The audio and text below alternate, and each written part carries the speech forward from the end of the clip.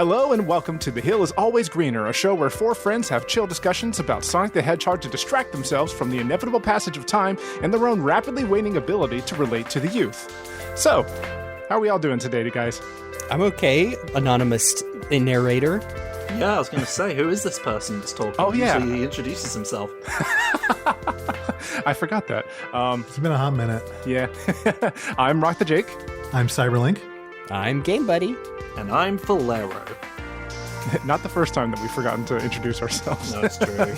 And it won't be the last. Nope. Rapidly waning ability to remember our names. And how to do this podcast as well. But it's been a few weeks. Yes. Mm-hmm. And this is we say this a lot. This is kind of a different one. We're talking about a game, but it's going to be different. Strap in, folks.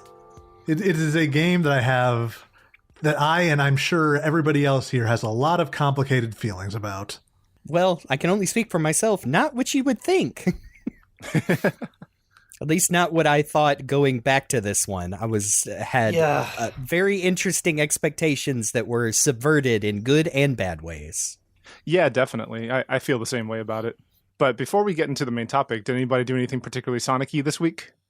I'm about halfway through my Sonic X Blu-rays, and they're still really good. And we're definitely going to talk about that show sooner rather than later. But, yep, I've been seeing that. I mean, even by the time this episode comes out, that set has been on sale a couple of times through Right Stuff and Amazon. And, I mean, yeah, if you like the Japanese version of Sonic X, it's still probably the best way to officially experience it. So I'm going to keep plugging that. But speaking about things that appeared in Sonic X, kind of, sort of, not really, but in a way. Yeah, a little bit. I watched those too. I don't think I've seen those since they aired. Yes, we keep hopping around it, but today we're going to be talking about the Game Boy Advance game Sonic Battle. Oh boy. Yep. Like this is going to be an interesting discussion because Sonic Battle is a game that I had a lot of really fond memories of. I still have my cartridge from when I was a kid. I remember pouring hours into it. I thought that the customization stuff was really cool. You know, I was really eager to revisit it because, like, back when I first played this game, I was not a fighting game player. So, you know, I'm coming into it with a very different perspective than I had back then, kind of analyzing whether there's, you know, it's really something there. There's more mechanical depth than I might have realized back then, or if it's, you know, maybe a little more on the shallow side. So I mean, there's definitely stuff I really like and stuff I really do not. So I'm eager to see kind of how our discussion shakes out. Yeah, definitely. I'm looking forward to discussing this game, which is about to turn 20 years old as of like a few days of a release of this episode. So, oh boy, because it came out in Japan on my birthday. Yay! It was, December 2003 in Japan, yep, and early 2004 in the US and the PAL territories, and I think in all territories came out within a couple of days, maybe a week or two, of Sonic Heroes. Yeah, I think it might have actually been out a little before Heroes. Interesting. I don't think I picked this up, like, as a kid until after Heroes. I think I got this one first just because it was what was available first, but I can't quite remember. It's been 20 years. I'm checking online, and yeah, Sonic Battle came out, as far as us dirty English talkers, it came out January 5th of 2004 in North America and February 27th of the same year in the PAL areas. Sonic Heroes came out January 6th in North America of 2004, and then February 6th in the PAL areas, 2004. Interesting. You know, you joke about that, Jake. This game, from what I understand, Luke helped me do a little research. This game, the Japanese cartridge, does have an English translation on it, and it's mostly the same as the one that we got over here. I don't know about the PAL territories, whether they had a separate translation. I know that happens. It's mostly the same. There's a couple more grammatical mistakes in the, it's hard to refer to this, in the English translation on the Japanese cartridge, but it's mostly the same. We kind of did some like site by site comparisons, so that's a thing that exists. I know people have probably seen that caption where Rouge is calling Eggman a dirty old bastard. It's from that that translation before it got toned down a little bit, but I think they're mostly the same. We don't have like a true comparison of like the original Japanese script, because I think it's actually pretty hard to rip from the game. I just saw some people talking about how it's not the same format as the English text, but hey, that's a project for the future for somebody. I think we should talk about what this game actually is, though, because it's a bit different from your usual Sonic game. It's one of those sort of one-and-done Sonic games, the kind which they've never gone back to. Yeah. I kind of wish they would, honestly. For all of its faults and things I didn't like, it made me miss that era where they could just do a weird pseudo-fighting game with a visual novel story and then not do another one, just because. Like, that's why I kind of miss like the portable games market that I guess phones kind of ate that market up, but it's not the same, like when you could buy like just a goofy portable Sonic game that did not have to be as big as a main console release. Yeah, that was something special about the handheld era, because like games just in general could be a little bit more experimental than their like main console counterparts. You could have like, wackier like sports games, or like you said, visual novel, or in this case, fighting games, because Sonic Battle is a game that mixes fighting and role-playing together in it. Mostly fighting, though. And like, anytime I see 3D in a GBA game, like that's still, pretty impressive, all things considered. Like, there's not a whole lot of them, but there are a few, and some of the, like, it's cool that they managed to get 3D running on a GBA Sonic fighting game without having to, like, sacrifice the frame rate at all. Like, I don't think I noticed any real performance drops the whole time. So props to them for, doing a good job optimizing there.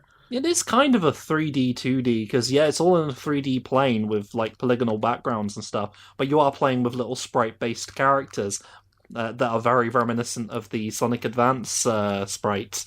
But not exactly the Sonic Advance sprites. No, I did not check. exactly. But it's definitely that style, I think. Yeah. I think it's worth mentioning that that even though this game was published by Sega in Japan and then THQ internationally, it was developed by Sonic Team themselves. And, there's plenty to say, I think, just in general over Sonic Team's history of how they developed games and, like, to affect how good or how not so good or bad they were. But I do want to, like, give a positive mention at the fact that since Sonic Team developed this is a straight up fighting game, and thus, even though Sonic and the cast are in it, this is still a different mindset to approach it. And personally, I think the fighting mechanics and the fighting gameplay itself works really well for the most part. Yeah, I think it does execute on the, if you want to call it the gameplay loop, like rather well. I don't think there's a ton to it, and I'm sure like Luke can go into detail more as a someone more familiar with traditional fighting games than I am. But I think for the most part it works. I will just piggyback off of what y'all were saying. I do think this game looks really nice. I think most of us played it on a 3DS or some kind of emulated hardware, but nothing that was gonna like goose it up more than the Game Boy Advance itself did. And I know I did the little trick a couple of times with playing in pixel perfect mode on my 3DS, and it's just really well done sprite work. Like even the textures for the 3D arenas like look really nice, and you kind of forget that most of them are just like a flat plane with lots of boxes. The fact that the levels are very well designed, it just looks great. I love these sprites. Like, it brought back memories because, these are the sprites everyone used for their Sonic Sprite webcomic. Yeah. Including me. Hey. Well, it's a lot of Sonic to work with, you got like your Sonic in different poses, positions, and doing fighting moves and stuff. It's a really useful resource that they put together unintentionally. Yep. Doing cool power-up poses with your healing gauge that can be repurposed into cool Super Saiyan sprites. I remember those battle sprites went around everywhere back in the day. Either, just used in general or people using them for their OCs. It's just like, in my mind, battle is just so intrinsically tied to that whole era because of how often those sprites got around. And, maybe it's just because I never saw it as much as, other characters, but something about the Gamma sprites in this game just look really good to me. Maybe it's just because maybe it's just because Gamma is like built so differently from all the other characters. He's taller, he's bulkier, all that other stuff, but something about his sprites and how he looks in the game it's really good. I feel like it is a perfect transition of those designs into 2D sprite work. Definitely not a rocky transition. The rocky transition to pseudo 3D. Yeah, I love the way Gamma's like different weapons pop in and out of reality. Like there's such a good transition between like a little flash of light and like, oh, he's got his shocker hands or his rocket launcher, and it's just a very cool interpretation of that character, even if it isn't truly the Gamma we all know and love from Sonic Adventure. But we'll get to that. By the way, speaking of the visual style, we would be remiss if we did not mention the cover art and sprite work that goes on like in the visual novels segment. I love that art style so much. A lot of people do, and it's very cool. It is very much of its time. I feel like I saw a lot of shows that had this kind of, like cartoon shows that had this look about it, like this reinvented kind of like, how do you describe it? Rough-edged kind of like extra big lines to the characters. Yeah, it's definitely more angular, and it, at least like from what I saw, it seems like there's kind of a mix between like thick black lines but also lineless art where the characters' colors kind of act as like the line on the outside. It's like a mixing of both of those. There's like it's like hard hues. The shading kind of forms the outline. Yeah, I could definitely see if this got like an animated short that it would be a not necessarily bad, but of its time, like, Flash animated. It's very graffiti. Like it reminds me a lot of like Jet Set Radio. That's a really good way to describe it. That logo, the angry, I'm guessing that's Sonic. I mean, it is just kind of a Sonic muzzle. It's just a Fireboy. It looks he does a... He's burning up. Maybe that's Emerl inside of the robot. Yeah, it could be his fighting spirit, his core. Game theory. No. No.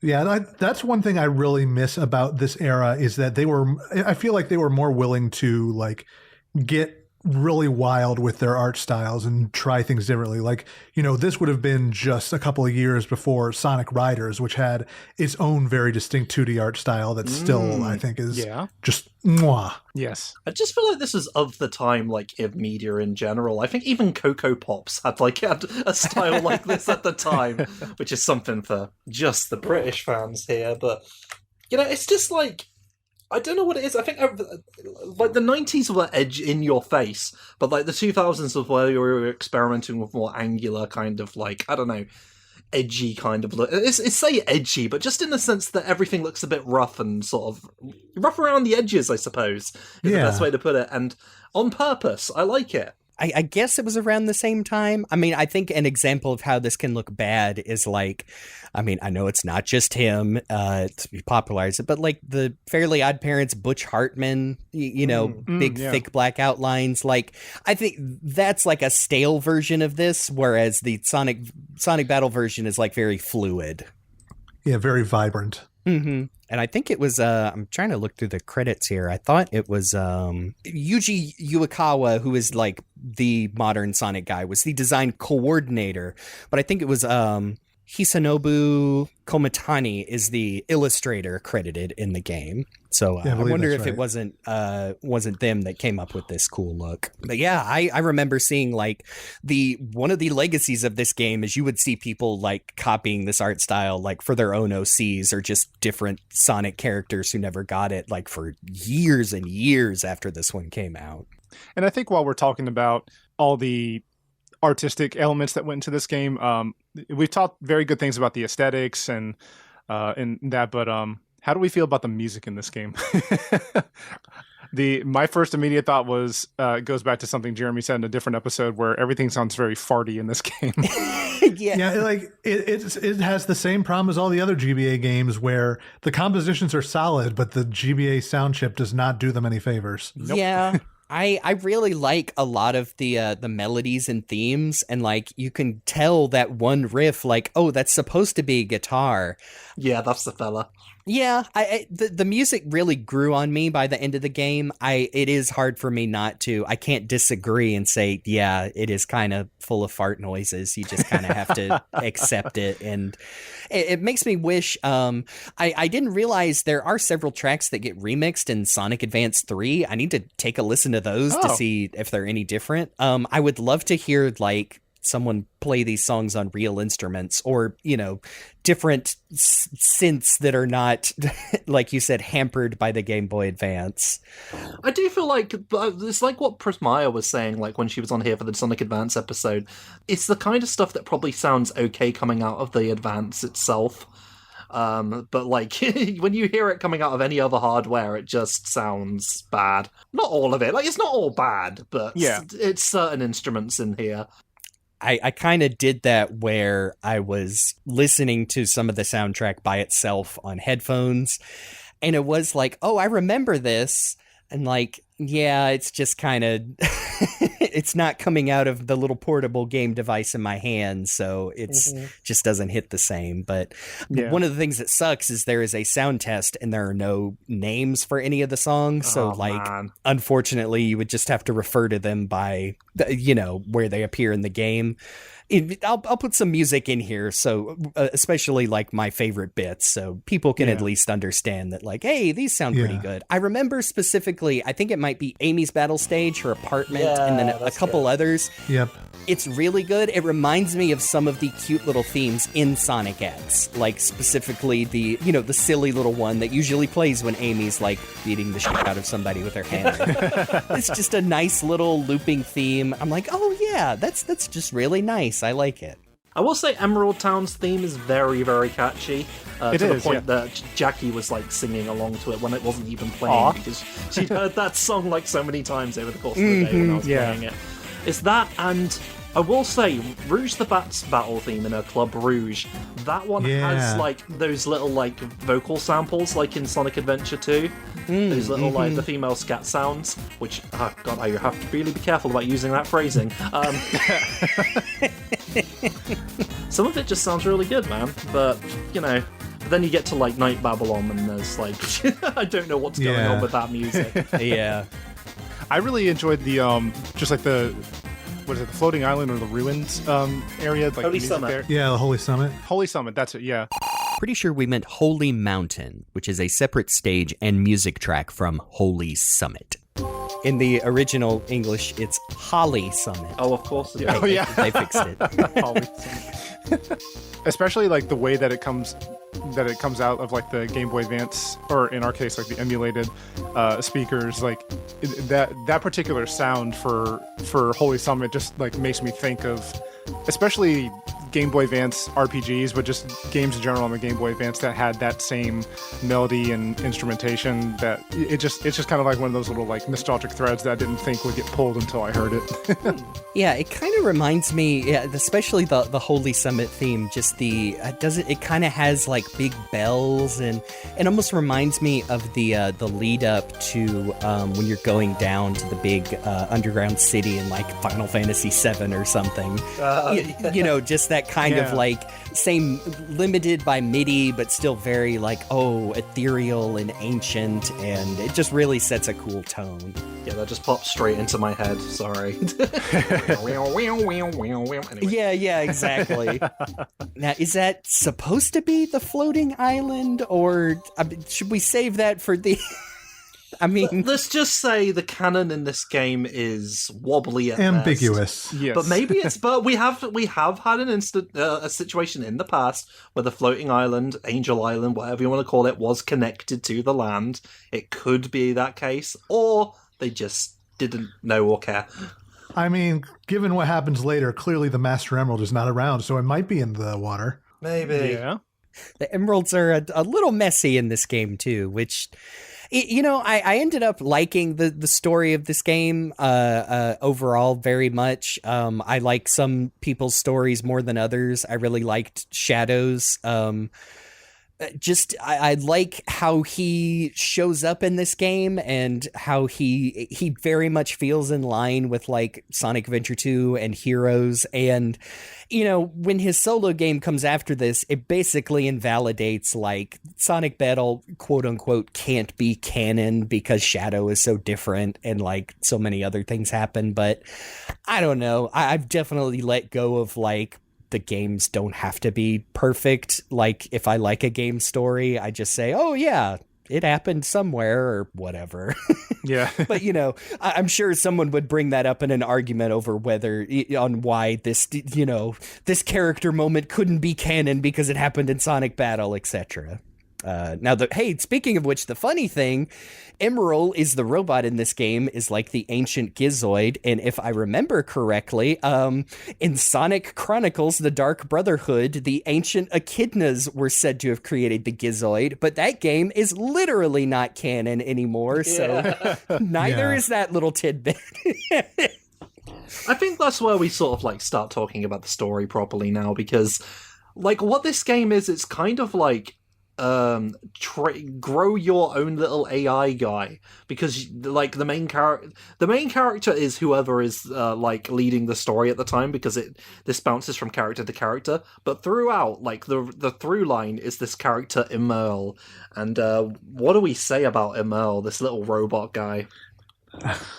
Okay, so it's only triggering me because that is how the Sonic X English dub pronounces his name. No, in the English dub, they pronounce it ML. I've always said it in my head, and I guess not that many times out loud, as Emerl. Like, that's how I say it. Like, I think that's what he's been trying to say. I just say it Emerl because I'm pronouncing it phonetically, I guess. Okay. Yeah, so I'm looking at the Japanese characters, and it's spelled Emeru. So I can see where the mistake got made, because clearly Sega was not communicating with them during development. Yeah. And, you know, filling them in on that. They called them once and told them to fix Tikal's speech and then f***ed off forever. Yeah, and that is how they say it. I just listened to Cream the Rabbit scream his name as he dies horribly. So yeah, I've always said it Emerl. I guess, you know, Sonic himself says because he loves eating Chaos Emeralds. And it's just taking a few letters out. And also because, like, you know, a popular TV personality at the time was Emerl Lagasse. I was going to say that. I wrote down a note about that. See, I know about that name, but I do not have that cultural attachment, so it's not where my brain goes to. I say, Emerl. It's not exactly the same. So, yes, it's not the letters M and L. I always took it as it's Emerl, which is kind of like just a weird way to say emerald. Yes. Yeah, the game. You take my emeralds. I did some research on it, and I made sure to learn that Emerl Lagasse, the popular chef, was popular and had like a TV show around the time that Sonic Battle came out. So for me personally, yeah, like you said, Jeremy, the only reason I call him Emerl is because I think of Emerl Lagasse. So, bam. I just had to address that, you know, that no matter what anybody says, the Sonic X dub it up. that's like the one thing we can all agree on. The problem is just like, outside of like the Japanese version of Sonic X, we don't have any characters actually saying this guy's name. So, man, it's tricky. Kind of the same with, I mean, he shows up in other stuff, but Gemerl as well. Like, I'm assuming that's how you would say that robot's name in the Sonic Advance 3 and the IDW comics. But you mean it's not Gemerl? No. Yeah, I was going to say, there were so many, there were 3 different readings of that name before they finally settled on one for IDW. Like, I remember it was Gemerl and Gmerl and Jamel, and it's Jamel. It's a mess. Yeah, I mean, I guess, again, I'm suddenly realizing, I've never said that out loud, only in my head. And like, right. I don't know that anyone ever has. both Emerl and Gemrel as pronunciations make sense to me because they're referring to Chaos Emeralds and then gems. So that's just me. Again, I'm realizing this on air. Like, oh my god, I've never said that out loud. I'm whipping up discourse you couldn't even imagine. Well, it's kind of like when you first start talking about a book you read to a bunch of friends. You're like, wait, you say it like that? No. Uh-huh. Anyway, robot. He's a robot that you are training throughout the game, picking up special skills through like cards. Essentially, you fight against. Basically, like the whole general thing is, you're fighting against him. He's fighting against you. You play as him sometimes, and I realize I'm saying him because I think everyone does tend to gender the character as male, even though it's just a robot. That's just how it's going to be, I guess, for the purpose of this. 2004. Yeah. I mean, yes.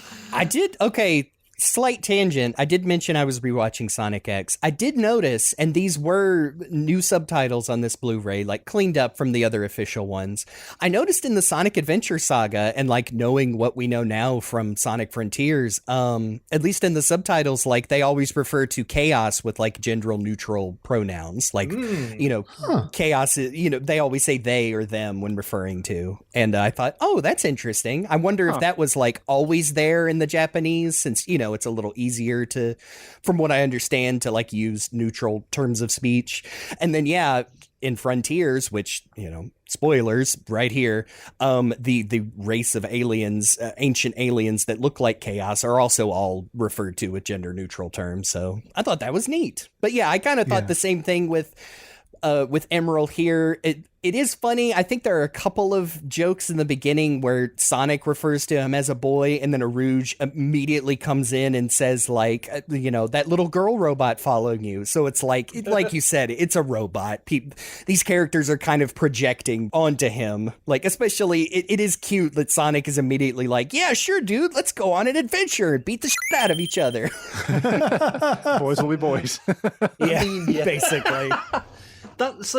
We kind of start off like that with Sonic's story, because Sonic is the one who discovers this.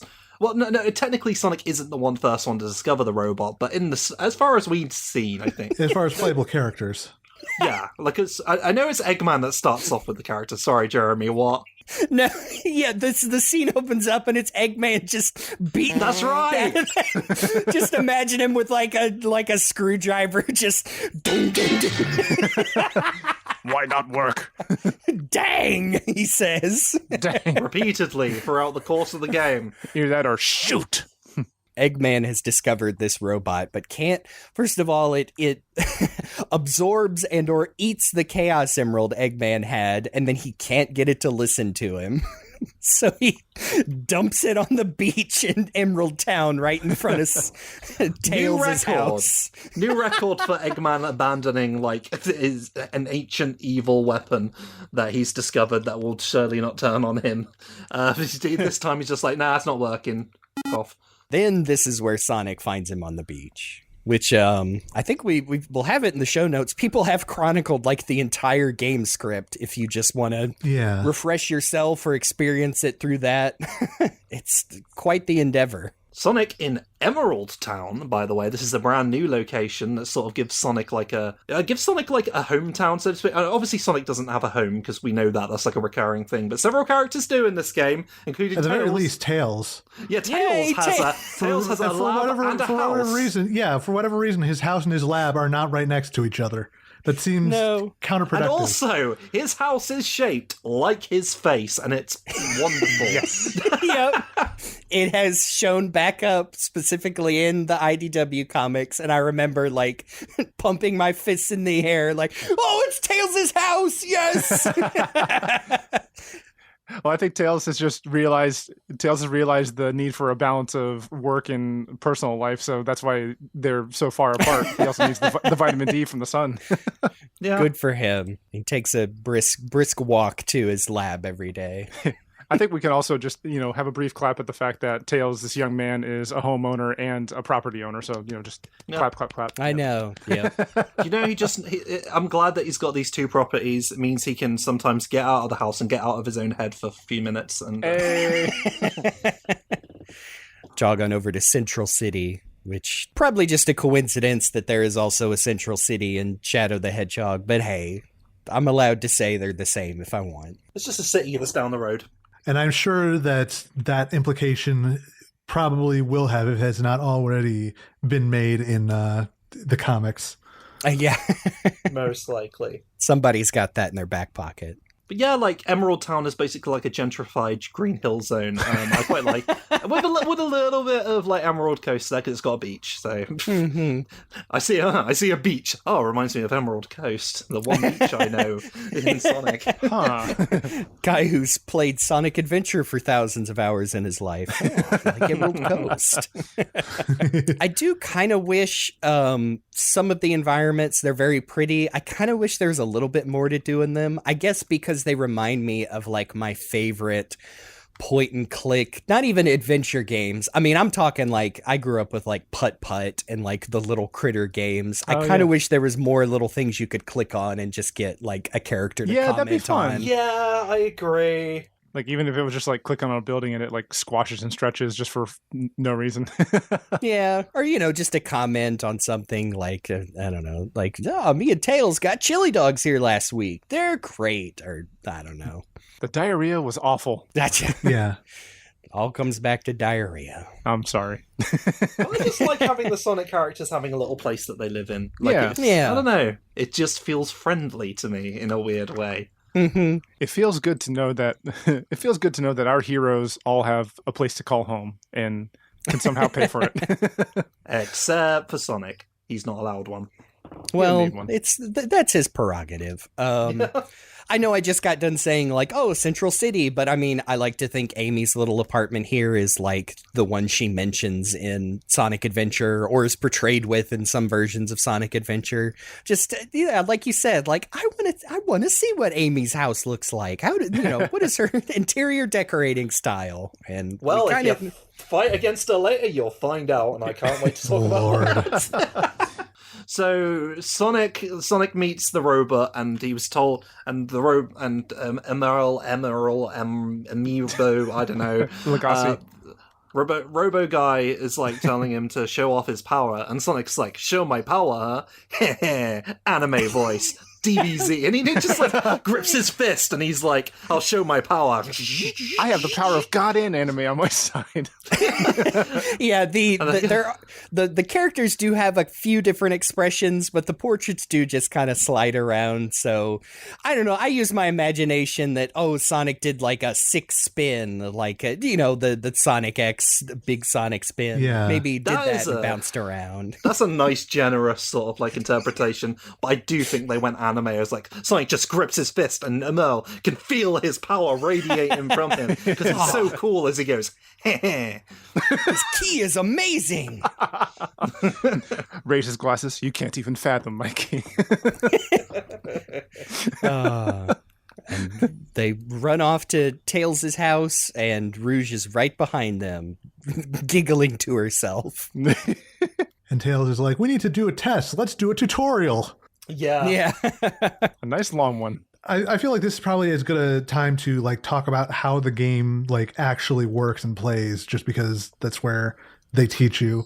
It is very interesting. I don't think it has like quite the mechanical depth as something like a traditional fighting game, like a Street Fighter or a Tekken or anything like that. Oh, not at all. No.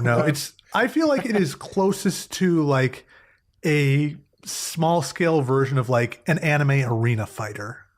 Yeah, especially Like the fact you have stocks essentially, Yeah. and you repeatedly knock out your opponent and cause an unfathomable amount of brain damage to them with the amount of times you render them unconscious. But that's fine. Yeah, like there is some risk reward there. Like one thing I think is interesting is the Ichikoro gauge, which is what you use to basically at any point you can press the guard button to do a quick little guard.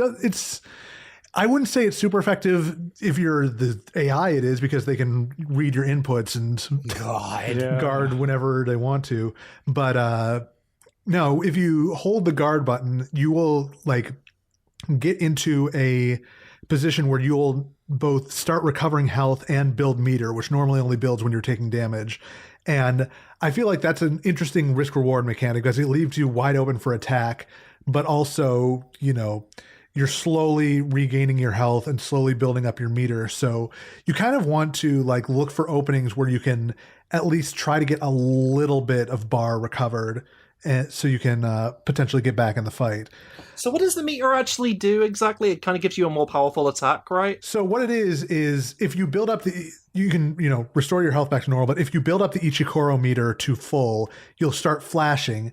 And if you do, the next special attack you land will be an instant KO, no matter how much health they have. That's that like lightning crackle effect when you get hit sometimes. Unless you know, that's the other interesting thing is there's kind of a rock paper scissors mechanic where every character has 3 different special move types. A set move where they throw like down a trap of some kind, like a bomb, a shot move, which is a projectile attack, and then a POW move, which is like a physical attack. So you have to pick a ground-based move from one of those 3, an air-based move from whichever one is left, and then whichever one you don't select, you will automatically defend against. So there is room to like play some mind games with your opponent. Like if you know that they favor a certain combination, then you can potentially, or like are likely to spam a certain move, then you can basically be like, okay, I know that they are going to abuse that move. I'm going to switch to whatever move type that is so that I will automatically block all of those attacks and, you know, force them to switch up their how they approach this battle. So there's something there, but also, let's be real, a lot of those special moves are just very, very spammable, and you just go back and forth between the ground one or the air one based on whichever one they block. Yep. Yeah. Pretty much. It's not like the game actually tells you how that works anyway, so I didn't really know much about that while I was playing it. I feel like there is something there. Like I think that there is an interesting mechanic there if they were to flesh it out, but as it is now, it is just such a rudimentary implementation that it just doesn't quite land. And unfortunately, there's a lot of moves that you can win just by spamming your special attacks. Repeatedly spam the your projectile move to keep your opponent away. Repeatedly like throw down your bomb move to juggle your opponents, keep them in the air so they can't like come down and hit you. And like there's a little bit more there. Like you've got a heavy attack that can cause a wall bounce, and then you can follow them up in the air and then spike them into the ground. But there's also a little bit of risk reward there because if somebody else gets their spike first, you'll end up getting hit. So you gotta like keep your timing and positioning in mind. And then, you know, everybody's got a launcher, so you can jump up after them and try to do some air attacks.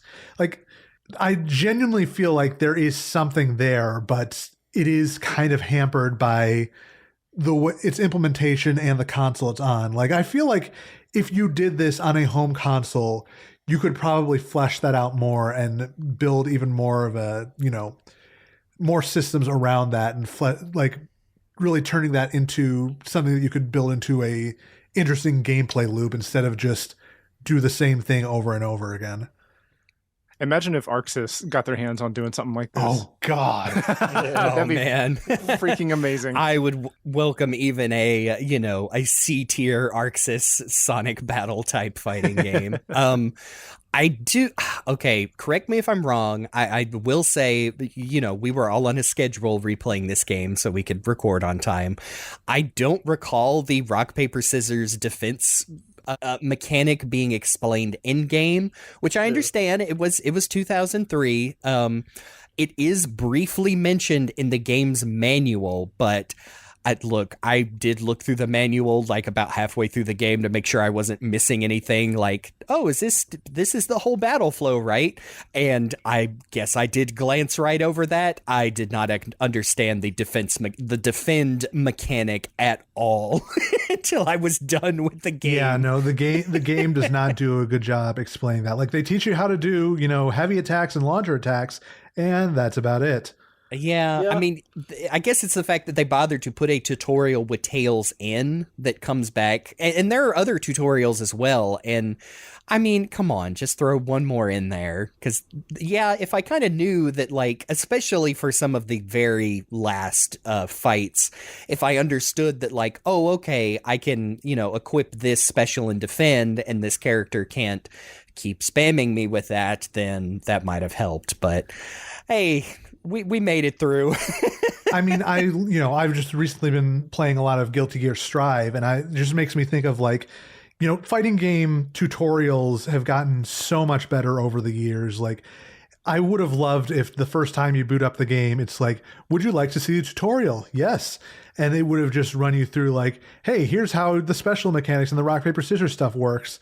And, here, do a 3-hit combo, do a heavy attack, do a launcher attack, and just giving you that right up at the top instead of the briefest of brief tutorials in the story mode. Like, I would have maybe left the one about equipping Emerl in there because that's where it's going to be most applicable, because that's how you're going to be getting cards. But yeah, no, they just don't do a good job of letting you know that stuff. And speaking of which, I think the card stuff is interesting. Like, there is a lot of RNG to it. Is there ever? The odds of you getting doubles is surprisingly high, but I don't hate the idea. I think the other thing that just is most frustrating about that is, you have a hard limit on how much you can equip. Every card has a star value from 1 to 6, and for every star, that's going to require 5 skill points out of your total to equip it. So, like, I wish I didn't have to work that out myself, by the way. I wish the game told me that's how that worked. I also did not understand, like, okay, where are they getting these point values? And, like, I see the stars, and you just saying, like, oh, each star is 5 points. Well, that makes a lot of sense now. Again, they don't telegraph that stuff. Like how I had to figure out that, the number of points you get at the end of the match is based on how well you do. Like, if you every match, yeah. So for every match, you get 1 point minimum. You get 2 points if you finish the match without losing a life, and you get 5 points if you finish the match without getting hit at all. Which is why you can grind that Knuckles fight near the end of his story where it's a 1-hit KO no matter what. And I did a lot. Yeah. Luke was gracious enough to send me a save that I was able to port to my 3DS that had all of the cards unlocked and Emerald's skill limit artificially increased to 999. Yeah, because normally it maxes out at 500. Which is not enough to equip all the highest level cards. So even if you've maxed it out, you're going to have to make some sacrifices, which... Yeah, that sucks, man.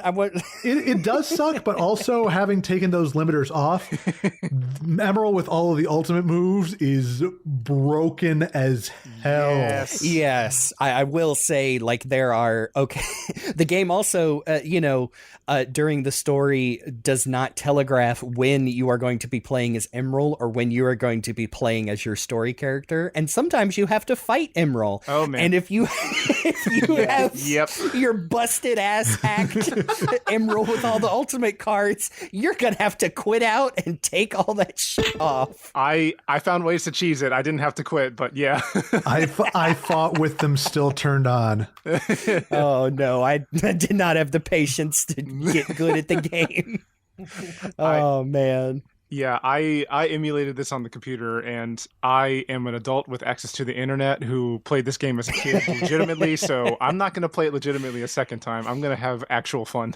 My general rule of thumb is that if I've done it once legit, all bets are off for subsequent playthroughs. Exactly. I had fun as a kid playing it, but I also wanted to have new fun as an adult playing it. Yeah, especially when we're on a time limit. Yes. But it was I will say, like, the way that I was implementing cheats was interesting, because at first I was trying to play it legitimately, and then I've like, as I was starting to like get more, I think, into Tails' story, I was like, okay, I want to be able to just like get cool stuff for Emerald off the bat. So I did that, and then I raised his level, and then much later on I implemented the like the one-hit KOs and stuff like that, just to make things go faster. But yeah, still enjoyed myself. Yeah, it does get to a point, unfortunately. I kind of had the similar frame of mind where I was enjoying playing the game. I like the story, I like the characters, but the way they kind of dull out battles after you get through the tutorial just kind of gets old. Like, they do oh, you encounter, if it's a story battle, it'll be, oh, you encounter a named character and they challenge you to a fight, and it's the, you know, the first to 5 KOs, or when you tick down your opponent's 5 stocks, and then you finish the battle and they say, I'm just getting warmed up, and then you jump right back into another battle, except this time they have 10 stocks, and then you repeat that 20, 30 times, etc., etc. I think 10 KOs, like, being largely the standard, is so exhausting. Like, I enjoy this game, but not like 10 KOs enough to be like playing it for that long, because it just kind of drags things down. I guess it's just to lengthen the game a little bit, because there is story in it, and there's a significant story, but it's not that long. You can get through them pretty fast, so that's how they drag it out. Yeah, I think that was our biggest collective gripe against the game. Like, as we've all said, 10 KOs over and over is too much. Me personally, I think it would have been great if they, depending on the story, paced it out between, like, you know, 1s, 3s, and 5s as far as KOs. Because the fights can go fast if you just get a good loop or if you have a good combo, but just like over and over, basically doing 15 KOs total, like multiple times, even just in one episode, let alone every single episode, it gets tiring. I guess, you know, we transition right into the gameplay because, I mean, Sonic's story is basically mostly tutorial. After you kind of get through the tutorial with Tails, is this where Shadow shows up and just yelling at Sonic to give him the robot so he can destroy it. And I love that I don't remember if there's any other, this is one of the only yes or no choices where Shadow says, hand over that robot, and you can say yes or no as Sonic. But if you pick yes, Sonic just says, you didn't really think I'd say yes that easily, did you? The illusion of choice in Sonic the Hedgehog. Yeah. You know? And Shadow says, then I will destroy you as well. And, you know, you kick his butt, and then he's like, I'm not fully recovered yet. My little brother was using the controller. But then Rouge, she finally catches up with our boys, and after a little light flirting, explains that Emerl is like a very dangerous robot that Eggman was trying to form a link with, which is what Sonic did when he showed him his power. And I think Sonic just basically says, like, okay, well, he's safe with us because we're the good guys, and we just won't let Eggman get a hold of him again. And then you do a couple more tutorials, and let's see.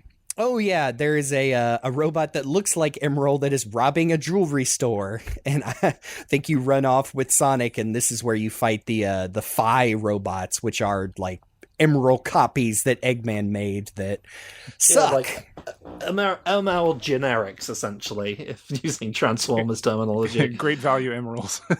By the way, they got that wrong. That should be E120 Phi, not E121 Phi, if you're going by the ordering of the Greek alphabet. Whoops. Come on, game developers. Yeah. If it was E121, it should be Chi, but some would call it X. Oh, no. The heart. Some would pronounce it Key, the Keyblade. Well, sorry, I know you're doing the Kingdom Hearts, but when you like put my great emphasis on the word X, I'm just like, oh, fucking hell, not that Twitter stuff now. Oh, man. God. Will that still be relevant by the time this episode comes out? Let's find out. Depends on if the site still exists. I know. Hey, here's another funny joke for me to bleep out. I hope someone... Oh my gosh. Oops, can't say that on the internet. Oh, I lost my place. Sorry. I'm looking, I think I'm at Battle 7 in the game script. We don't have to be like totally like granular about these. I just don't want to miss something important. I think the Phis they actually work effectively as generic mooks for you to fight because they all just take all of their attacks from other characters. So it's a good way to let you fight their quote unquote move sets without having to look for a cheap excuse to make you fight the actual characters themselves. And, that's something we need to emphasize is that, since Emerl can be customized with all these other characters' moves, that means they re-sprited literally every other character's attack in this game for Emerl. And I think that that is not a small amount of work. It's really impressive when you get down to it. It's especially funny because obviously you'll have Emerl versions of these things. You'll have for Rouge's bat face balloon, it's got his face on it, and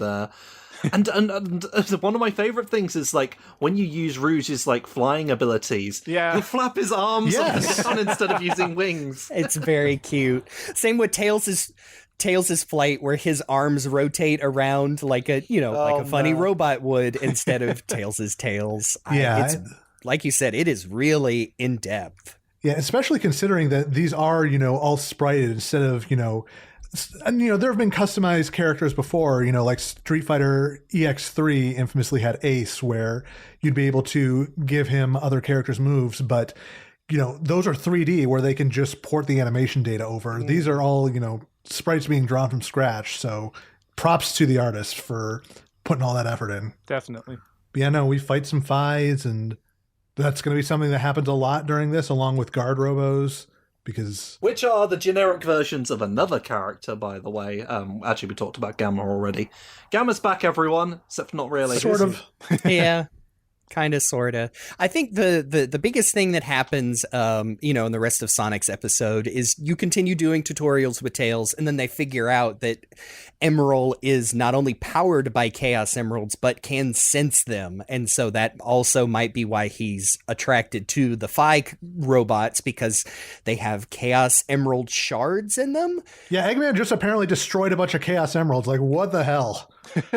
Yeah, I mean, it is another, like we said, the translation, the grammar is a little wonky.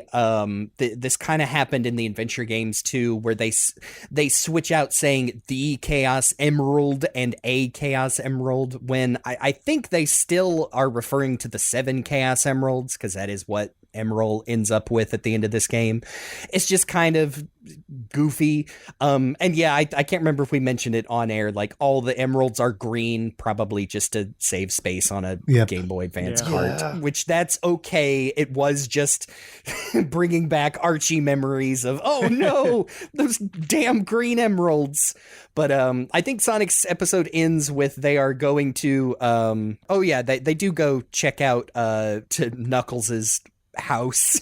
Yeah, Knuckles has a house, by the way. That really surprised me for some reason. House is being generous. It's more of a hole in the wall with his face on it. Yeah. On the way, they do encounter Chaos Gamma, but then after fighting them realize, oh no, this isn't the Gamma we knew. And, we'll see more of that later. Oh man, it's funny because when they go to meet Knuckles, they're like, hey, Knuckles is familiar with Chaos Emeralds, isn't he? Yeah, I should think so at this point. Yeah. He also will not listen to them when they try and tell him that Emerl is not the robot that's been breaking into jewelry stores, and they have to beat him up first. And I'm reminded, oh yeah, this is how Knuckles was back then. Yeah. And was for a very long time. It's a big old dummy. Yeah, I don't know. I guess it is pretty bad in this game. I was going to say not as bad as it could be, but it's right up there with I've already mentioned Sonic X, I think was still airing as this game came out. It's pretty much in line with that. Knuckles loves fighting and he's very stoic about the Master Emerald and is a dummy anytime he gets mad. Yeah. Yep. I will say, I think Knuckles, his character gets a little bit better throughout the game because starting off he is the meathead who only responds to strength, but when we get to his episode later and he has to be Emerald's caretaker, he starts to be a little bit more thoughtful, especially about what he says. Because that's another thing. As Emerald gains Chaos Emeralds, he not only gains more strength, but he also gains more just presence of mind and actual artificial intelligence. And so It starts off with him like basically parroting what everyone says, like mimicking their speaking style, kind of like you're training an AI. Anyway, that is something I think you were on the right track there, Jake. That is something I think the game script gets really well done, and that is like my favorite jokes is that Emerl starts talking like every character that he's encounters, and so there are really funny moments where he's obviously like being kind of rude like Sonic and Knuckles, but then very polite like Tails and Cream, and oh man, it got me chuckling. It's pretty well done. It's especially great like in some of the early episodes where Emerl is still kind of learning to talk basically, and so he's mixing people's different styles of talking, so like you get a little bit of like Sonic's like attitude with some of Tails' like politeness, so just like, hey, it's nice to see you, you stank or whatever. Yeah. Stuff like that. He's like, hey, you big loser, will you train me, please? it's very funny. Yeah. There's something funny about the fact that he doesn't like have a mouth or anything. This is the robot that just has like a face. So I can just imagine his eyes lighting up as he says all these little cocky ass things. I always pictured, because Emerl never officially talks out loud, like he's silent in Sonic X. If anything, I would say, I mean, it's interesting that we have Sonic Prime as kind of an example. I would say he probably has a voice similar to Chaos Sonic that's just Sonic, but with a slightly different tone and maybe like a gamma voice filter on it. Yeah. And so even though he's changing the way he speaks, it's just kind of a copy of Sonic. Well, that's kind of like what it's like in the battles, because he'll just quote whoever his like moves he's using at the time. He'll Like, I guess the extreme version of that would be like Bumblebee, except he just switches voices every time he's imitating a person. That might be a little too much for actual media, but just spitballing. Either that or he's like Metal Sonic from the OVA. There's only one Sonic. Just the one line. I don't think they lay it on that thick. Yeah. He's got some pretty cute moments. But yeah, they beat the shit out of Knuckles, and he lends him his Chaos Emerald, you know, the one that Knuckles is always carrying around. Yeah. I love the quotes around it in game, and Sonic's like, hey Knuckles, thanks for letting us borrow your Chaos Emerald. right. Oh, it's just silly text formatting. And whenever a Chaos Emerald like shows up, it slowly descends from the top of the screen. We're like, Yeah. It's so beautiful. Oh. So if there's multiple ones, it's just, and multiple shots, it's like okay, come on, hurry up. I don't have all day. Yeah. You get the scary front-facing Emerald portrait. Yeah, I've got a long play pulled up right through just to like remind myself of little things, and like after he gets the one from Knuckles, he's like Sonic, Metal, Battle, and then like he does like the front facing. Oh yeah. Because there is, when he first talks to Sonic, he does, you can kind of parse it. He's like saying, show me your power. I rule, I am everything. I will rule all. And you're like, that's a little ominous. Of course, Sonic's like, okay. Fighting? All right. Yeah, Sonic is a little, I mean, it is a fighting game, so you kind of just have to remember that. He's a little more hot-headed than I would say of Sonic the Hedgehog than usual, as far as him like loving fighting and teaching fighting techniques, but he's a bit Goku in this one, actually, now you mention it. Yeah, it's not that bad. Again, I'm like, well, it's a fighting game. Like, you kind of have to justify why even these friends here are beating each other up. Like, you know, he spars with Tails, but yeah, it's a little off. That is kind of funny to me though, because like various times just like, hey, let's go train together. First one to 10 KOs. First one who gets knocked out for real 10 times. Okay, let's go, friend. I know that is. I was at the pre-show. I guess it's worth mentioning. You know, there are just a handful of voice clips in this game, and it's this in Sonic Advance 3, it'd be like the last time we hear this cast in English anyway. And they're all pretty good. You know, I'm still not a huge fan of this version of Tails, but I will say he sounds better in this than he did in Heroes. Yeah. It is funny. It's Tails and Cream have the best voice clips because I mean, you're hearing these children die and get KO'd. Sonic. Okay. Yeah. There are some very good, like the death clips, so to speak, are very good. Like Sonic's, instead of the traditional Sonic Adventure, no, it's what? Yeah. What? And of course, my favorite clip of all, Eggman. So long, losers. That's a good clip. Well, prepare to die. He's got some really good ones, man. It can't be! That last battle is so good. Listening to those clips. I like Rouge has a couple of good ones too. I like her hey sugar. Yeah. Let's see what you got. What is that she says when she wins a game? Because it sounds like she says girls always lose or something like that. No, girls always lose. That's Winning is everything. Winning is everything. Okay. that is the complete polar opposite of girls always lose. Jake, how could you? Gotta say, this might be the coolest this version of Shadow sounds. I love not only his moves, his sound effects, but yeah, he's got like the best goofy one-liners. I love it.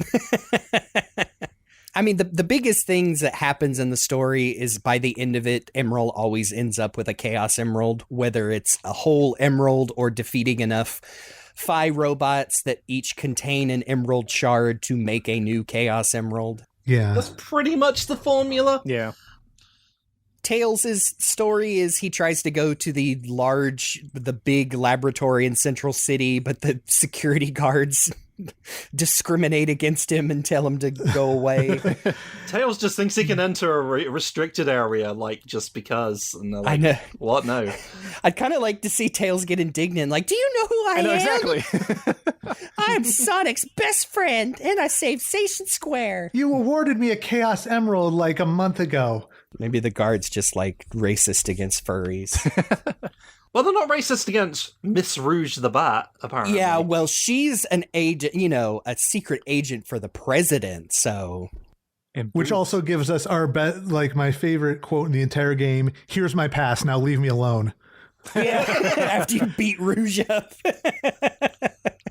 I think, this is where Tails gets access to the secret file about the Gizoid, which if you finish the story mode and then replay all the story again, you actually get a entry for Professor Gerald's diary, which also reveals that he's the one who did all this extra work on Emerl, and that he's That's right. He's kind of connected to Project Shadow and the fall of the Ark and the, the unfortunate death of Maria. But then, you find out in Shadow's story that they are very much linked. And it's not by their potential as evil weapons. It's by their hearts. To bring it all back to that. Yeah. But yeah, Gerald Robotnik in this game, technically, that always feels like real shit. Whenever we get any mention of Gerald Robotnik for some reason. It is interesting that it seems like Gerald put Emerald's override in after the incident on the Ark. So it's interesting that was one of the last things he managed to do before he completely lost his sanity and was out to murder everybody. Yeah. I do remember, and we talked a lot about this revisiting Sonic Adventure 2. I guess this also kind of confirms that Gerald was not on board the Ark when Maria was shot.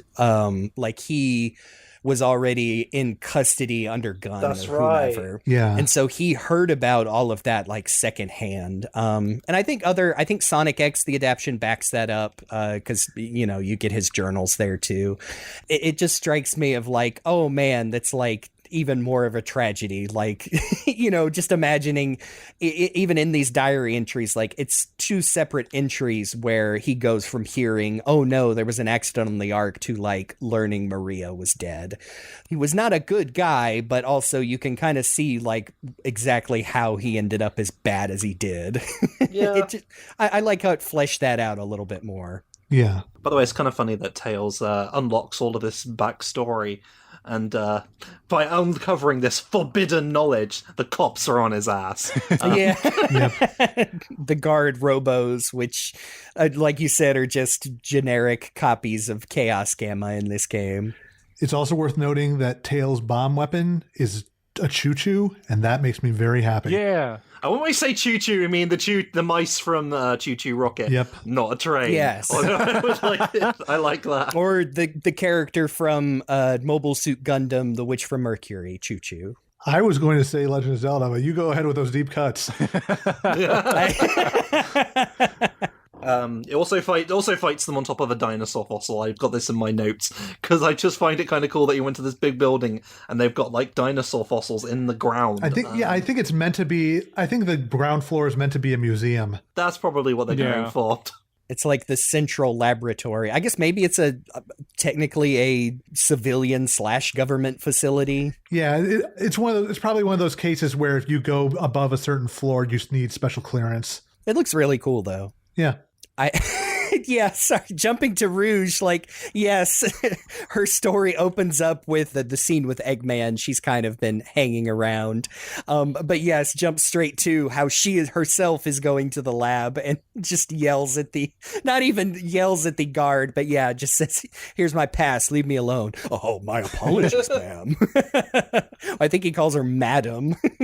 Oh, Madame Rouge. Mm-hmm. I love that she goes on there and she finds out someone else is also on like the database. She finds out, who is this person?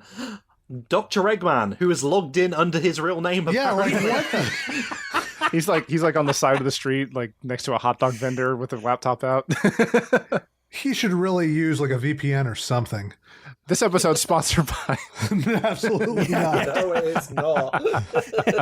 Eggman brand VPN. What'll I do with your data? Wouldn't you like to know?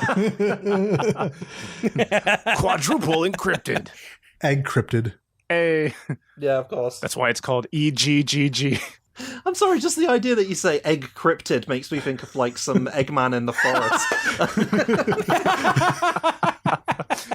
Wandering around in his pajamas, the Bigfoot photo. Oh God, no! It's the Slender Egg. That is an unproduced like Deco and Boko gag in a non-existent Sonic X episode. But it's the version of him where it's like every time he gets closer, it's give me $20.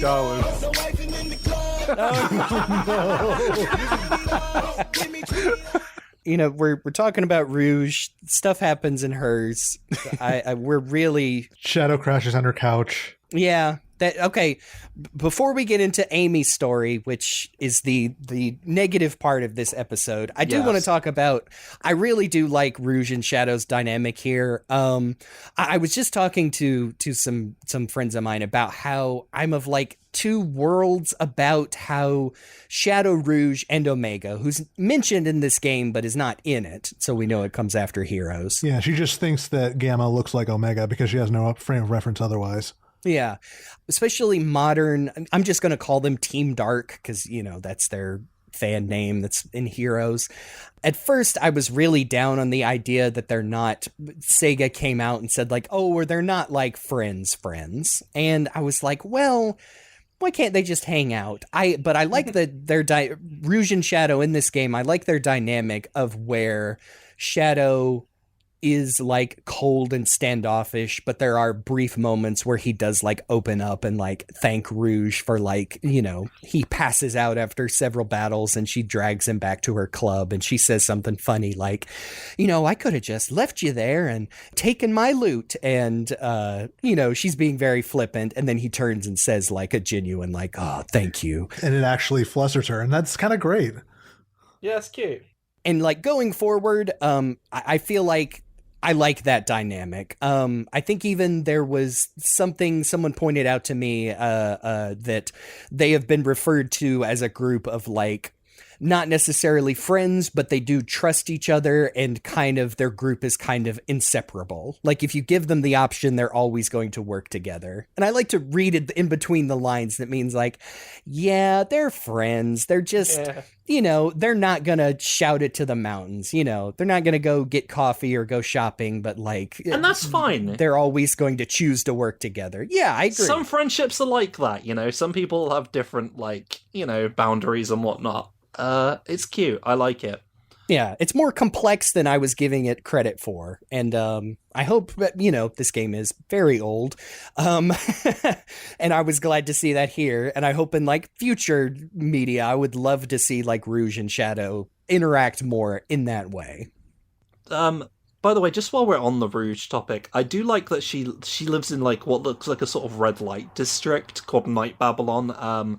Yeah, which is sort of like a Casino Nights Casinopolis kind of place. It seems to be like the baddie area, and well, some would say Rouge is a baddie. And it's quite cool to me that like. I just sort of imagine it like a Camarocho, where she's got a club at the very top, which is apparently a battle club. Before you get I was all about excited. to say, I think that's kind of a built-in joke where you're like, oh, Rouge has her own place? Well, is it a cafe? Is it a club? Is it a bar, a casino? Oh, no, it's a battle club. It's a dojo. People beat each other up here, too. Like, I feel like the idea of Rouge owning this big casino battle club thing is like ripe for somebody to mine that and like really dig in on the stuff that goes on in there. Like I feel like there are a lot of really interesting stories that can be told there. I would not be surprised if she's got like some sort of secret government installation underneath the place, but she's always got some kind of grind going. I feel like in not really revisiting Babylon, there's a lot, or Battle in general, there's just a lot of missed opportunities to further flesh out the world there. I mean, this is an attempt at doing, like, giving Sonic a kind of a little world, a consistent world for a change. That isn't just like, hey, look, it's Green Hill, the only place Sonic and friends live. I think we've said it before on this show, but I mean, I would love somehow, some way, like we said, back when you could do little spin-off titles, the Like a Dragon team take a character and do something like that. Like you said, like Little Night Babylon is kind of like its own mini Camarocho, and you could do like, oh, what if it was a game in the vein of like Judgment, and you were Rouge doing secret agent shit, but also running like your semi-illegal casinos on the side. So so you've got your little nest egg when the secret agent stuff goes under. This potential idea is a lot more interesting than a lot of the stuff we get in these stories of Sonic Battle, sadly. It's more of the possibilities rather than what we get. And what we actually get is Amy shows up in this one. Rouge trying to teach Emerl to be a thief, and so he can steal gems for her. That's true. Which is kind of fun. Yeah, it's cute. I don't think it's until later he does start calling her Mama Rouge, which, I mean, the first thing that popped in my head was Mama Luigi! But not exactly the same. Not quite. Sorry, what comes to my head is Mommy. Sorry. Mommy. Yeah, Sorry, Mommy. But Rouge does encounter Amy here in this storyline, and this is where we get our first glimpses that maybe things aren't great on the female writing side of things, because Amy has a bit of a delusion about... Like, it's not unusual for Amy to jump to conclusions about Sonic, but when she finds out that... Then Tails says that Emerl is, like, Sonic's baby, she's like, oh, he's practicing for when we get married. It's like, okay, Amy. Yeah, I want to be clear. Like, I've mentioned, I've been rewatching Sonic X. I like that show fine. I do have to remind myself that it was the era, like you said, where Knuckles was a big dum-dum, and the only thing Amy had going for her in her character was that she was obsessed with chasing Sonic around and forcing him to marry her. Yeah. I want you to remember that. And then when I say that this is the worst I have ever seen Amy treated in official media at this time, it's nuts, man. Like you said that she was delusional. Like, you weren't joking. She is literally not mentally well in this game. For sure. There is a moment. There is a moment where she she's about to lose consciousness, and she thinks she sees Sonic, and she's like, oh, Sonic, you came. And then you have a fight against her, and delusional Sonic that she conjures from her brain, apparently. Hard light Sonic. Yeah. Yeah, it's really bad. Like, I really don't know what else to say except it's bad and gross. Like, through Amy's story, you find out she's been practicing her combat. She calls it boxercising, which is cute. There are things in Amy's story that are cute on their own. Like calling Emerl, treating him like a baby and having Emerl call her mom. Like, that's cute. It's combined with everything else. It's the fact that she's constantly working out and exercising because she thinks she needs to lose weight so Sonic will like her better, and also going on like extreme diets and making Emerald count her calories. It's just fucking gross. It sucks. Yeah. Like I feel like I could fix the whole thing in just a few sentences. Amy still boxercises, but she says that that's like her regular training routine because that's how she manages to put so much weight behind her hammer when she swings it. Yeah, there you go. Yeah, or give it something a little less like extreme, like, oh, and that's how she can keep up with Sonic. Like, even that's not good, but it's better than what's in the text. Yeah, and if you want to fix the whole, well, we'll get to it when we get to Amy's story, but Well, I think we're kind of in it right now, aren't we? Well, we'll get to it, but jeez, man. I don't want to sound like I'm getting up on some like high horse, like, like I've read feminist theory and this is I'm saying that this is bad for Amy's character. Yeah. And like, if I had a kid that was playing this game, I would like literally sit them down and said like, oh, I know Amy's funny, but you know that you shouldn't do that, right? You shouldn't diet and exercise just so somebody, will like you. Like I have literally seen that plot in very special episodes of stuff. Right. Yeah. And this is played for laughs, kind of, Yeah. I think. Oh, no, everyone is laughing at her. Like, the one funny bit is they managed to get the jokes from Sonic Heroes right in this English version to where Amy's running around with Cream and says something like, oh, that's what I'll do. I'll climb the tallest building and backflip off and then Sonic will like me. And Cream will say something like, I don't think that'll work. And Amy will go, what did you just say? Nothing. And... like I said, that is funny in a vacuum, but like you said, Amy is like deranged in this. She loses consciousness multiple times from exercising too hard. It's, oh boy, we With had all to the talk calorie cutting, she's probably not eating either. yeah. No. Oh, yeah. There's a line later where Emerald literally says, like, be sure to eat, like, lots of salad with no dressing and drink a full limit glass your of water. daily calories to 700, which is starving Yes, yourself. Like, there is things to talk about, like the whole, in America, it's like, 2,000 calories a day. No, 700 calories is like, that's like half lunch for me. Granted, she is a very small hedgehog, but I still don't think it applies because these are furry people, man. Yeah. It feels gross. And then there's this part where she says, I'm going to go out and get out buy the super diet machine that I saw in an ad. And I'm like, Jesus Christ. Yeah. Yeah, what is... Oh, man, it's just real bad. It's real bad. And do you know what it comes down to? I don't think this would make Sonic like her anymore anyway. I don't think the problem is that Amy is overweight. But I know, like, the whole thing is Amy is kind of delusional about Sonic and haha, she doesn't really know. But, like, I don't know, it's just the very fact that she's still doing this. And then Cream is like, oh, she's doing this for Sonic because she will do anything because she loves someone. I'm just like, oh, you can't try and make a point out of this. To be fair, I'm pretty sure even Cream is like, yo, this is... Stop, please. This is not Cream. healthy. Yeah, Cream even says that. Well, Cream is more complaining about the fact that sorry, we're getting ahead of ourselves. But Cream is more complaining about the fact that she keeps beating the shit out of her in boxer size. Well, that too. God, making this tiny child, even if the characters like don't have canon ages anymore, like Cream is a baby. I mean, Cream is a baby, like yeah, it's like Cream can't tails, really get past etc. that. Like, and Amy is, dude, oh man, where's Vanilla? Come on. Yeah, like are they roommates? It's hard to say. Cream like stays at her apartment / training dojo sometimes. Like she says, you stay here with the. I understand a lot of people grew up and this is the only Amy they knew, whether they started with Sonic X or Sonic Heroes.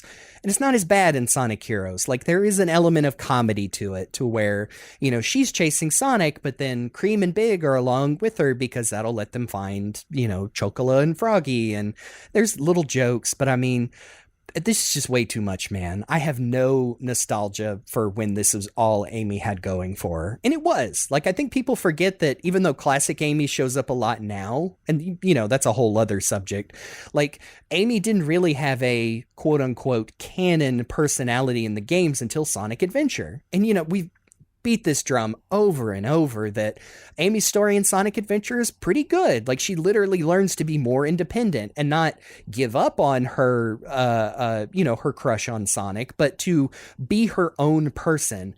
And then, yeah, they just kind of throw that away. Like, Sonic Adventure 2, again, it's not that bad, even though she, you know, the plot hinges on her being so obsessed with Sonic she can't tell Shadow apart from him. But yeah, this is the worst I ever remember it being. And I'm just so glad they don't do that anymore. That they've allowed Amy, whether it's, you know, whether you want to be cynical and say, oh, you know, it's the Sega's a corporation realizing they need to streamline the characters, or all these woke corporations trying to make women not have characters. And while I will admit there's always been an element of, like, these days, there is an element of, like, trying to remove the femininity from a character in a cynical way to be like, oh, now they're a strong character because they don't act like a girly girl.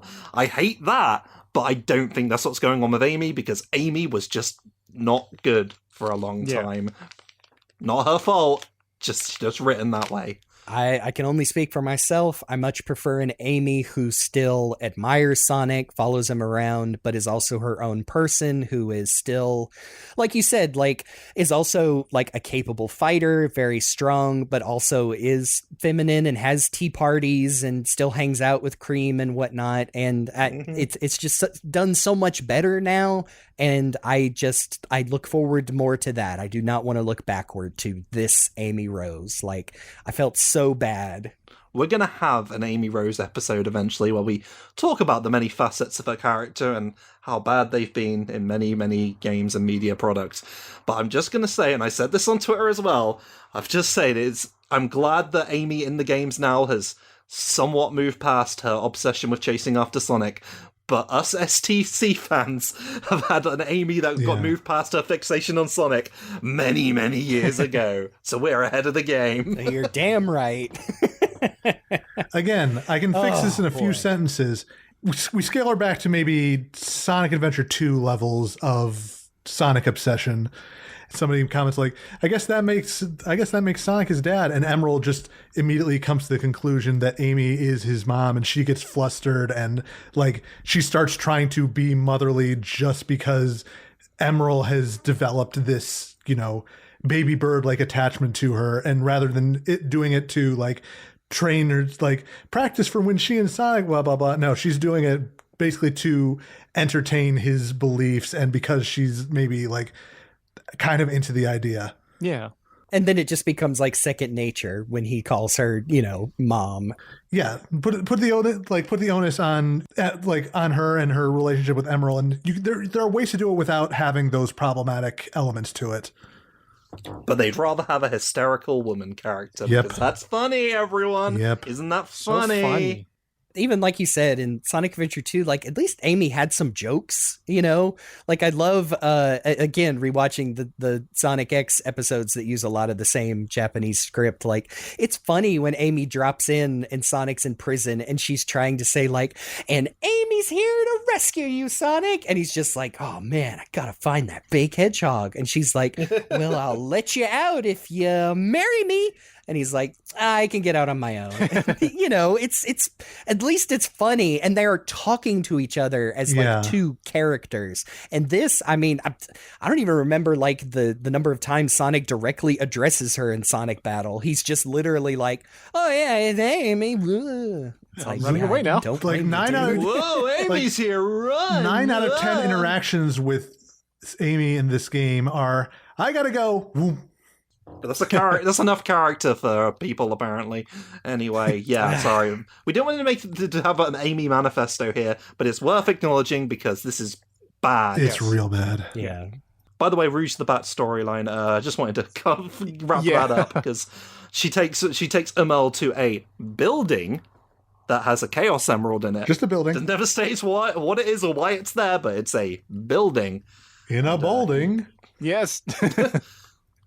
He picks a lock, and then Sonic and the gang show up and like, whoa, don't do that, and then they gang up on her. All the men gang up on a woman, and it's great. Ooh, what's this? Yeah, I know. I'm sorry. Yeah, so when I wrote that in the outline, I saw the little emote you put on the by the way, after you have to fight against all these people ganging up on you, it's. I just want to point out that at the end, because of like contextually, it makes sense for Rouge to say this because of what's going on with Emerl's storyline with Amy. But she does say at the end, before leaving Emerl with Sonic, good luck with everything, Daddy. In this day and age, that's a thing that would be interesting to hear from Rouge the Bat. See, she does have a couple of really good lines like Yes. that. Like, I think I again, rewatching Sonic X, like, she has a few lines like that in the show where it's like, oh, Rouge, you're just saying that to make someone blush. And it's working. Yeah. It's working. I feel like that would go right over at least Sonic in this game's head. Yeah. Okay, whatever you say. Then we go to Knuckles, by the way. At this point, Romel's just learning lots of rude words like a parrot, like, you know, it's just like teaching him all the bad things. He's only like developing a little bit with each Chaos Emerald. I don't think anything of real story significance happens in Knuckles' episode. It's mostly just he mostly just takes Emerald under his wing. It's just like, here's how to be tough. He tries to toughen him up, and then he loses him in Night Babylon after a while. And at one point, like, Knuckles gets like accused of vandalism and keeps getting thrown out of stores. Yeah. Oh man. Okay, was I the only one who made the mistake of there's a part in Knuckles' story where you have to revisit some of the places in Night Babylon? Kept going to the wrong one, didn't know which one to go to. Yes. Yep. And got absolutely bodied by the two Phi robots that are, I think, copying Shadow and Rouge's moves. gosh. And I'm like, it's the Wombo combo. I can't do anything. That ain't Falco. It's pretty bad because I had to shut the game off. Because whenever you're getting in a fight against enemies and you're just playing as, like, you know, one of the named characters, you're not getting any skills or like SP for it, so it's a waste of time doing 10 KO battles over and over Yeah, again. it's not great. And like that's a kind of a common issue in this game, is that they don't always do a good job of signposting where you want to go or where your next target is. So you will sometimes get like sucked into a battle against a couple of Phis that just goes on way too long just because you picked the wrong place to go. I think it's very well. It is intentional because they put that there. But the way I was going to say it was that I think it's very intentional that they do that because it's just another way to extend the game out. Yeah, it's just artificial lengthening. I just wanted to point out during this storyline, at one point Rouge points out, "Oh, that's not Gamma. That robot you saw isn't actually Gamma. It just probably just has parts that you recognize. Yes, all of the parts of Gamma in the right places they were before he was destroyed." But I do like the idea that, you know, this kind of confirms that part of Eggman's forces is that he recycles parts from old robots that have been destroyed, and that's how he's able to build as many robots as quickly as he can. Maybe they're like Legos, where, you know, it's not easy to break the actual pieces. It's just a matter of putting them back together if they fall apart, so you don't have to worry about actually replacing anything.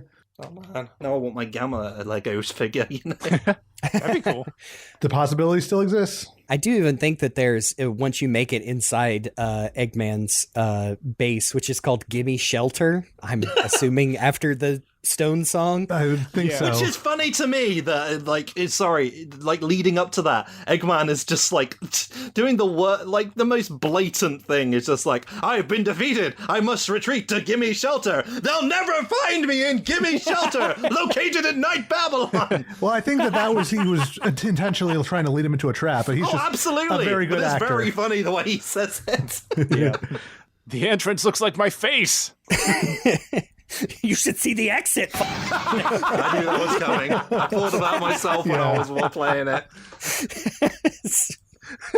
Oh, I lost my train of thought. Oh, yeah, I think there literally is in Gimme Shelter other like cases from the original E-series. I think is it the orange and the blue one, which is Epsilon or Delta? It was like you said. I think it was the green one and another red one. Okay. Chaos Gamma is, every time you encounter him, like the first few times, it's like characters that knew the original Gamma who are like, whoa, dude, what's up?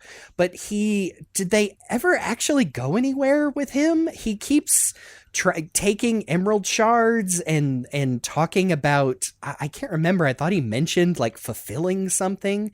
At one point he wants revenge on Emerl for taking his emerald, but that doesn't come in until a later story. I also like that this confirms that Eggman sells old robots on the side to make quick cash, and that's where all of the guard robo come from.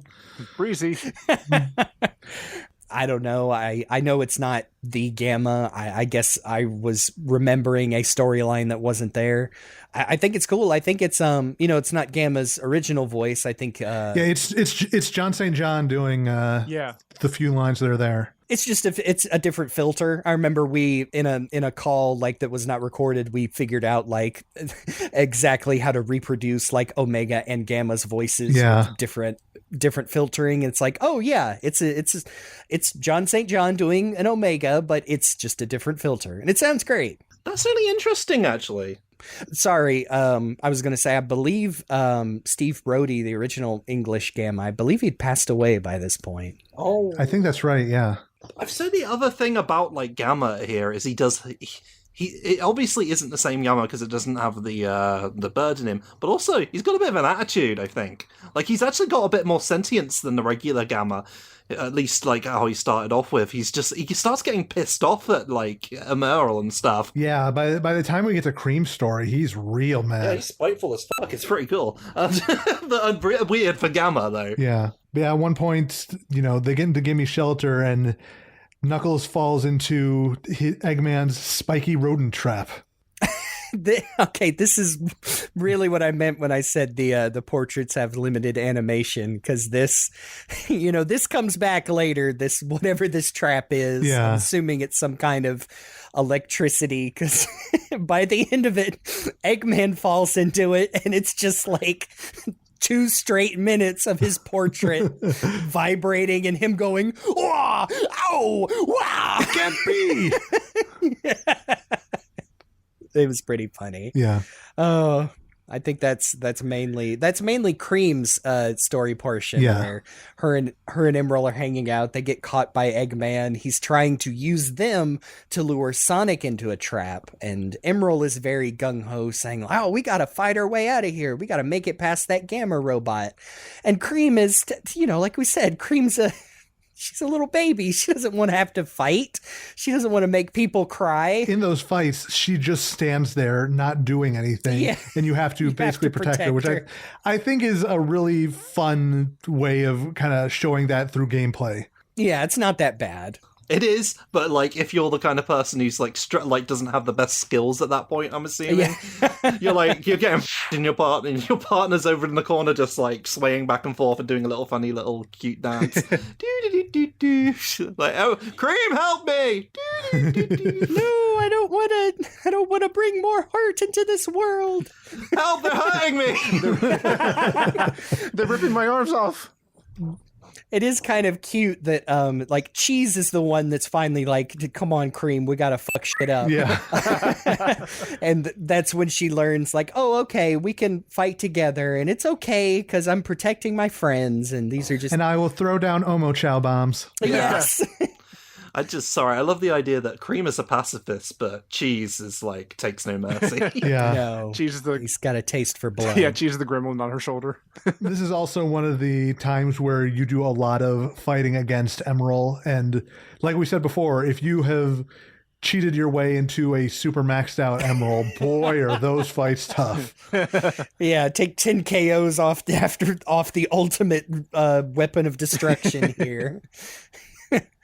That bit with Cheese and Cream is like one of the only things that makes it in like 1-to-1 into the Sonic X episodes, where like they're the ones that figure out how to defeat the emerald crazed Emerl at the end of those episodes. Yeah. I also forgot when they fight and blow up Emerl. There's just a solid like minute and a half of Cream and Cheese like crying uncontrollably before the credits hit on that episode. Yep. Like it's kind of a lot, but hey, that's like some One Piece levels of like sadness porn. Yeah. yeah, they got the big nasty tears and everything, and they're holding it together, and then Emerald fucking explodes, and they're showered with water, and there's a rainbow, and they just start crying, and everybody else is just watching like it had to end this way. Sonic even says that, like, we can help them fight, and Sonic's like, no, Cream and Cheese have to end this themselves. Cream and Cheese. And as Cream is wrapped with emotion, we slowly zoom in, and suddenly she does the rabbits. Man, Still one of my favorite gags we did. That's the closest one we got to abridging that, actually. Whoops. yeah, Maybe someday. oh man. Now I'm sad. Yeah, that's basically Cream's story. They get abducted. Gamma gets real mad, and Emerald teaches her that pacifism is dumb for babies, and she should beat the shit out of people. And then they win, and they escape, and Eggman gets stuck in his own trap, and it's all very good. And we mostly glossed over Amy's story. We talked about the broad beats. That's another one where they get emeralds. But one of the things I do like is that Amy uses weighted training gear like she's a fucking Dragon Ball character. Like Rock Lee, that's what I'm thinking. Yeah. You literally have that scene with Cream where, I mean, she basically gives the reaction you would expect from a character. It's like, oh my goodness, you were wearing those the entire time? Like, I would change a lot of things about Amy's story. That is one thing I would not change in one bit. She has her Goku moment. Yep. I mean, that's us just basically giving some lip service to the Amy story that we skimmed over because we spent all that time talking about how bad she is in this game, and I don't want to talk about her anymore now. Yeah. Sorry, Amy Rose, you deserve better. So then this. let's talk about Shadow the Hedgehog. Oh, yeah. He's the coolest. Oh, yeah. He really just needs to go to therapy at this point. Yeah. Yeah. I feel like 99% of what's wrong with Shadow in this game could be fixed if he would just go to therapy. I mean, that's also true for most games, but this one in particular. That is kind of the service of like Gerald's diary. Like Shadow himself doesn't get, it's like a very in-game thing, but it is kind of in like the epilogue of the story. Like Shadow is realizing like, oh, I guess I'm not as fucked up and bad as I thought I was. Yeah, a lot of Shadow's story is, him learning about the Gizoid and its link to, his own past, and kind of he's really going after Emerald because of his own sort of self-loathing and believing that weapons like he and Emerald don't deserve to exist, and going through this whole crisis of faith thing. And I think that that's an interesting, character arc for him to be dealing with in this game in particular. And I'm glad that they, for the most part, I think that they did a good job with it. I like that he says several times that he doesn't want what happened to him to happen to anyone else. And he believes that Emerald is like a catalyst for like a tragedy that befell Maria to happen again. Like even if he doesn't totally understand like just how powerful Emerald is right away, he recognizes that he's a weapon like he is, and how Shadow himself almost destroyed the world out of his tempered with memories and his false sense of revenge. Like also, I know we talked about it a little bit when we were in the Sonic Adventure 2 episode, but this is like maximum theater kid Shadow. Like he sees the stuff with Emerald going on, and I kid you not, his line is, "So begins our path to ruin." Like, come on, my dude. He's got some hard lines. Go post on your MySpace or something. Or even like there's several times in the beginning where Shadow is, and it's kind of vague because this is supposed to be after Heroes, but I guess you could gather maybe even in Heroes he wasn't fully like recovered from, surviving his death in Sonic Adventure 2. But he does have a few times where, he gets blasted by like a jobber robot and, like Rouge even says like, that was just a random robot. What's wrong? And Shadow's like, oh, it's nothing. I'll be fine. And then he passes out. Yeah. It's, I'm exaggerating the voice. Like this is the Shadow I like. Yeah. I love there's a line where Rouge is debating with him about, how dangerous Emerl is. And she's like, well, you've never used your power selfishly or recklessly. Citation needed. Yes. Oh, man. I just want to take a moment. Sorry, you were saying, Jeremy? No, I was saying I don't think there's any implications with this line, but I do like how Rouge says once she gets Shadow back to her club and he's resting, she does say, he's not bad looking. Yeah, I feel like there is some weird, romantic tension between Shadow and Rouge in this game. I feel like there's a couple of lines like that. Oh, Rouge. Come on, he's old enough to be your dad. Yeah, I mean, I would take it as it's just her being playful, or you know what I mean? Yeah. Or like something. She would never say that to him out loud. He's unconscious there, but she is admiring that, like, it's kind of a zaddy. Anyway. I just want to take a moment, by the way, to acknowledge that at one point Sonic says, I've heard gathering the 7 Chaos Emeralds grants one unlimited energy. Where'd you hear that from, Sonic? Like all the times you did that? With Shadow? Yeah. Dummy? You kind of taught him to do it? There's a lot of those things. But yeah, no, it basically ends with Shadow more or less coming to grips with his feelings towards Emerl and towards himself, giving him the last Chaos Emerald, and then using the keyword Gerald installed into Emerl to override whatever destructive impulses Emerl still had within him, which is, of course, Maria's last words, bring hope to humanity.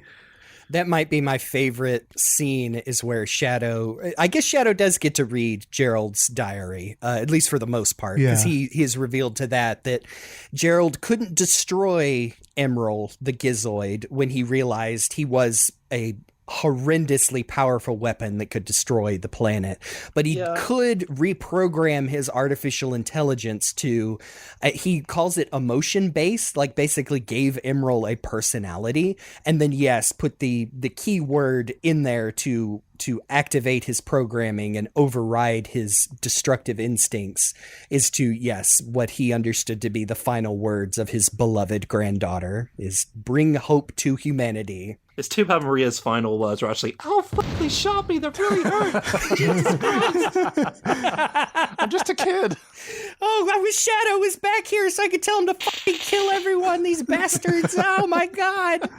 You started to sound like Carl Weezer there. Oh no, Maria. Oh, Jimmy, I think I got shot in the pelvis. Give them a chance to be happy. For all the llamas living on that planet. Oh my God. I'd lost my place again. I'm I was sorry. trying to find the cool line from Shadow. That's basically where Shadow's story ends with, everything's going to be all right. Oh, wait, Emerl has a story too. Uh-oh. Indulge me. Let me read out Shadow's. He's reading the keyword. Please. Please do. This is where Shadow gives him the final Chaos Emerald. Now he's armed with the key phrase. He's trusting in Professor Gerald once again. And he says, Gizoid, ancient weapon of legend, I, as your new master, command you, bring hope to humanity. And it's just so fucking cool. I love Shadow in this game. We had to sacrifice Amy for Shadow's characterization in this. Of course we did. It was the early 2000s.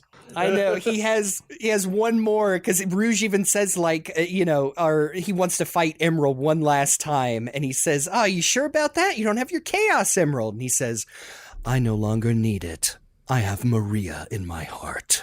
It's so good. Yeah. I love it. Oh, now Emerl is here. The final story. I made a note that like going into Emerald's story, I mean, of course, the story is pretty much centered around him, but in a way, like I got the same feeling I got like unlocking Supersonic's part of Sonic Adventure 1. Like it's still an important part of the story, but also feels like a really good bonus part of the story.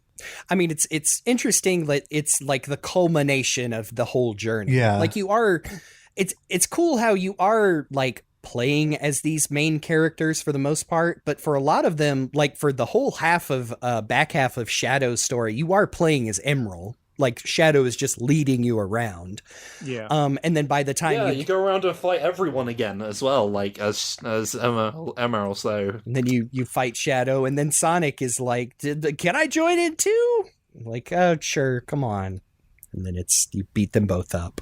And Emerald gives it's a cute little speech. He's like, "Oh, thank you, Shadow and Sonic. I'm so glad to have met you and learned my true program, the true meaning behind my program. And I'm going to have fun and nothing bad is ever going to happen again." And then Emerald's internal dialogue is overwhelming power, overwhelming power. Yeah. Yeah. The narrator. Something bad did happen. Ron Howard voice. It did. Yeah. man. So the Death Egg is back. Yeah, it sure Out of is. nowhere. Briefly mentioned in a previous episode, it's there. It's a teeny little spot in the sky, but you can tell. You can go there. They don't really get into it. Eggman has basically created like his own space colony eclipse cannon, and you think, oh no, he's gonna power it up and shoot the Earth or something. We better go stop him. Well, But Emerald wants to be the one to fight him because, Eggman's the one that wanted him to be a weapon. there's only enough charge to send one of us up there. I'll do it. You do fight Eggman, which is pretty hilarious. Here's the thing. He's got you see the Death Egg, and he's like, they give you the opportunity to like have Emerald fight a bunch of characters to train up, get skill cards and everything. This is the best way to like, if there are more skill cards you need, this is the best way to farm them, is to fight all of these enemies. And it's also like, it's where you can go to the Sonic team building and get your password cards, enter the passwords, and get the super overpowered, like basically ultra combos from Killer cards, Instinct. basically. Yeah. Like, And they are so ridiculous. Like, anywhere enemies are around you, if they get sucked into that, they are dead. yeah, and here's the thing: since it starts out with a bunch of like rapid fire kicks and punches, those are not auto blocked because they're not the special attack part. So you can use that to cheat your way through shields. But the other thing that's interesting about this is the one time in the story we get to fight Chaos, the god of destruction. Yeah, he's here. He's here too. For some reason. Yeah, Knuckles is just like, as soon as a Death Egg showed up, the crater froze over and Chaos appeared. No idea why. Apparently he shows up in times of great crisis, I think is what he says. That's one way to say it. Sometimes he causes those crises. Exactly. Anyway. He summers here. Oh, man. I think this is the point in the game where you can do Tails' virtual training, which I think is the only way to get the ultimate cards. Sometimes you can get them very, very, very rarely from random battles, but generally speaking, you have a better chance by doing Tails VR training, which is just like traditional fighting game survival mode, random opponents, random arenas, last as long as you can, or at least like it might be 5 matches. I can't remember. I did it it was like maybe around 6 or 7, maybe 8 matches the first time. Then the second time I did it, it went on for like 12 or so, and I was getting rather sick of it. Yeah, it takes a lot of grinding, that's for sure. Yeah, but it's a lot of grinding, but it's also probably easier to do than a lot of other ways of doing that, especially since you're still getting skill points. But yeah, no, once the player feels like they're ready to go, Emerald takes the teleporter up to the Death Egg, which I did not realize until very, very late that, oh no, you have to go to the Death Egg by, literally clicking on it on the world map. Like, Yes, I also briefly got stuck thinking, like, do I just fight chaos over and over? I thought I had to go back to the ruins where they had that conversation, like, once you feel you're ready, go, like, we'll send you off. And I assume that means, oh, just come back here. But no, you gotta literally go to the Death Egg. And there's Eggman. Yep, he's got a big old sprite on the, the world sprite. And he's going like, ooh, he's got his hands up, and it's very funny. I want to give you a hug.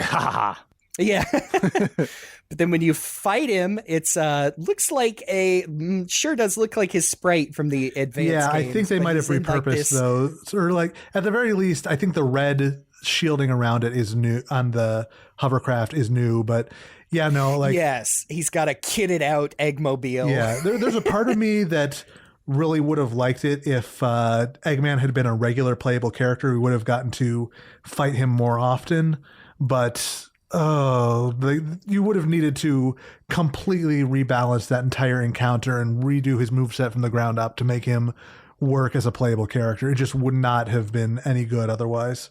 No, I saw some people talking about there are Game Shark codes that make him playable, Yeah. but it's just busted as hell. I thought it was interesting that this Eggmobile was apparently an alternate costume in that Sega Heroes mobile game. Yeah, I remember for that. Eggman.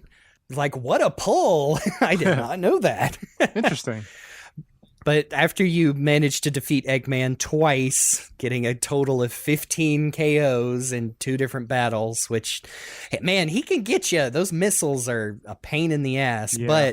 But he fires his whatever Final it's called, egg this blaster. Yes, but instead of aiming it towards the planet, he just shoots an empty part of space. But this disgustingly powerful show of strength is enough to put Emerl back into Link Here's the mode. thing. He created a cannon that was strong enough to destroy stars, like multiple. Yeah. What the actual fuck? Yeah, he does literally say, look, all those stars over there have been destroyed. But yeah, sure enough, it was enough to put him back into Link mode. And, it's disappointing. A bunch of like binary flashes up that is supposed to be Emerald's programming. It doesn't translate to anything. It's also just weird and gibberish. multicolored for some reason. Yeah, maybe. Hey, it's Sonic's world binary. It's not the same. Yeah. as- It represents all of his colourful friends, I suppose. Yeah.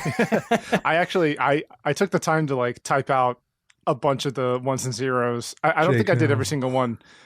I was curious, and I found like a binary to English translator, and it was nothing. So I was like, Yeah, it's just a lot of gibberish. I was like, well, I wasted well. 3 minutes. maybe it's maybe the different colors, maybe it's Gerald's programming desperately fighting against his his original ancient programming, and it's dramatic That's because a word for it. he can't hold all the power. It's tearing him apart inside. He's got to destroy the world. Yeah, this is where Sonic gets real he starts using all these exclamation points. He's getting upset because his friend is in trouble. Yep. This is the Tails recharges his machine. Sonic is sorry, I cannot believe this happens. This is before Sonic jumps to the Death Egg, and the Master Emerald just floats to him out of nowhere, and he refers to it as a Master Emerald, Right. and he's like, oh yeah, the Master Emerald, we can control the power of the Chaos Emeralds. This'll work for sure. And Knuckles has nothing to say about this. And as soon as he gets to Emerald, he shatters the Master Emerald to a trillion billion pieces. It was the early Destroying it 2000s. forever. Shattering the Master Emerald was in vogue at the time. Yeah. It was the hot thing to do. I think all Knuckles has to say is, oh, I can't believe this. Great job, Guardian. Oh, but I mean, yeah, the emeralds are weird in this game. Like, that's not just a translation thing. They're just kind of there. Yeah, no, Sonic meets up with the out of control Emerl, and I feel bad because as he is getting like overloaded with power, he's like, Sonic, where are you? Mom, it hurts. And like, oh, gosh, no. yeah. It's pretty bad. And then he's going to relaunch the final egg blaster at the planet. And Cream is like, are we all going to die? I know, yeah. They lay it on pretty thick. Yeah. Oh, okay. One more. Shadow's I was about got to say another Shadows, line. yeah. Here it is. Okay. Say it. He goes, this is the final voice of the last war machine. So begins the destruction of the earth, a natural result of ignorant human desires and greed. And then Maximum Rouge is theater like, kid hey, energy. I don't want to die. Knock it off. I love that on one end of the spectrum we have Cream and Shadow who are like taking this very seriously, and on the other end, Eggman's just like, don't blow up the planet. I'll have nothing to take over. Stupid. Yeah, exactly. And Knuckles is like, even though he's grown up, he's still pretty high maintenance. And like, "F- you, Knuckles." So yeah, Sonic goes up and D and Emerald have to do their dramatic fight. And It's pretty tough. yeah, I feel like there should be some like, I realize it's not fitting as a final battle music, but given the circumstances, I feel like there should be like a much sadder song playing in the background during this battle. Yeah. I mean, it's funny if you search up any like mods for this game. Apparently, someone did come up with like a very reliable like sprite swapper, so you can just like customize your own characters. I'm kind of surprised there's no Supersonic in this game. I mean, I guess it makes sense in terms of the context of the story because all the emeralds are inside Emerl. But I mean, you know, you could bullshit it with like, oh, he blasts Sonic with energy and everyone's like, oh no. And then it's just Emerald energy, so he's supersonic. You know, it would have been cool to do the tough 10 KO battle with regular Sonic against Emerald and then give me like an easy like epilogue battle with Supersonic. I don't know. But then they'd have to like set up a whole like sprite move list for Supersonic as well for one battle. Maybe, you know, having Eggman as the one time only thing was the limit for how much they were. It just would have been cool. Yeah. You know, as much as it sound, you know, it sounds like a real like Sonic Mark thing to say, like, oh, I would have liked to send Supersonic. Don't say that about Mark Hughes. No, not. Yeah, Sonic beats Emerald, and not gonna lie, this whole ending scene just feels nasty. Like, it's Emerald being like, you know, Sonic, the pain, am I going to die? And like, it's been fun. Thank you, Sonic. This is goodbye. And Sonic's like, stop playing around. Don't get all serious for me now, Emerald. You're going to come back home with us. It's Tails and Shadow and Knuckles. He'd then just be like, hey, I know we can trick Knuckles into doing some stupid stuff again. We'll go home and we'll all laugh and have a good time right now. He's so desperate. Like, yeah. Sonic's basically like, I'm not emotionally mature enough to handle this. Yeah, kind of. Yeah, a little bit. I mean, if number of exclamation points indicates like how desperate you are, like poor Sonic is shrieking Emerald's name by the end of this. Yeah, no, this ending is full on shonen anime. Yes. Yeah, exactly. Full on end of the Sonic OVA. Yeah. Metal. Emerald grasps onto Eggman's back. Goodbye, Mr. Sonic. Don't ever forget me. Oh. And then at the end of the fight, like Emerald is quiet for a bit, and then there's a bright flash of light, and then it just says he disappears. It doesn't explode, he just disappears. He just disappears, yeah. Yep. Leaving behind the shards of the Chaos Emeralds. Yeah, that Sonic scoops up in his noodle arms and teleports back. Carries them all in a shopping bag. I know. Poor. I know. Yeah. He's got a little. Which makes it worse when he's got a little plastic baggie. He's sweeping them up with a dustpan and dumping them in. Makes it all the worse when Cream's crying. He's like, "Yeah, don't cry, Cream. Emerald's right here as part of the Emerald shards." He's a big trash bag. Oh, My friend's insides are in this bag. Okay, and then Well, apparently he disappeared because of an override by Gerald, who added in, like, if it goes out of control, it'll terminate itself. yeah, of course. is that why Shadow's so depressed?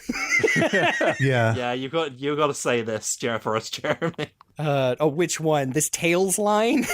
Oh, are we talking about the Tails line? Okay, so this is great because Tails goes full John Lennon for this section. Yeah. I'll say the Sonic part because it's fucking hilarious. That's great though. That's Tails. Someday, If this world finally knows true peace, if this world no longer needs weapons or wars, if we can make this world a truly peaceful place when we're older, if we can make a world where there's only laughter, do you think we'll be able to play with Emerl again? Yeah, definitely. Sonic is coping so hard. End of game, everyone. Yeah. Literal end of game. What was the other one you made? The people. Can I say Shadow's line, man. actually? This was Gerald's final program. Should a weapon go out of control, the weapon will terminate itself. ... It is my desire to bring hope to humanity. I can't stand it. And then...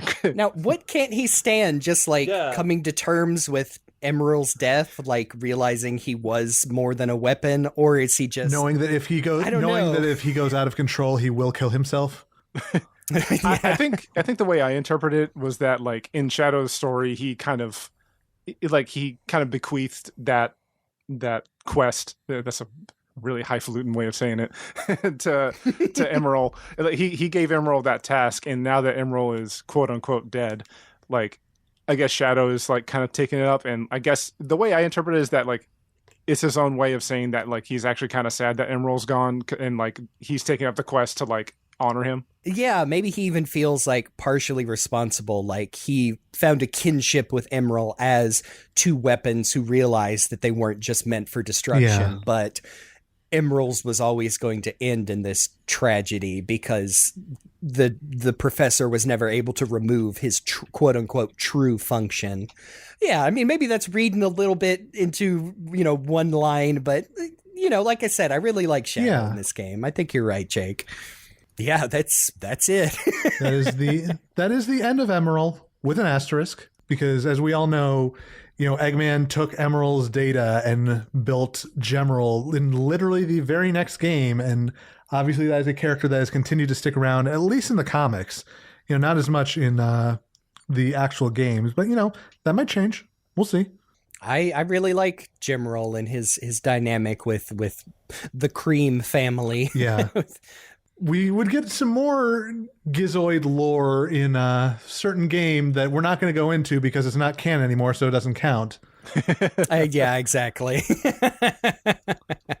That pretty much brings us to the end of the story. But there is some unlockable stuff. Every time you beat certain stories, you unlock a bunch of mini games for multiplayer, and one single player one, but mostly multiplayer. I might have played some of these once because I had a copy and my brother had a copy.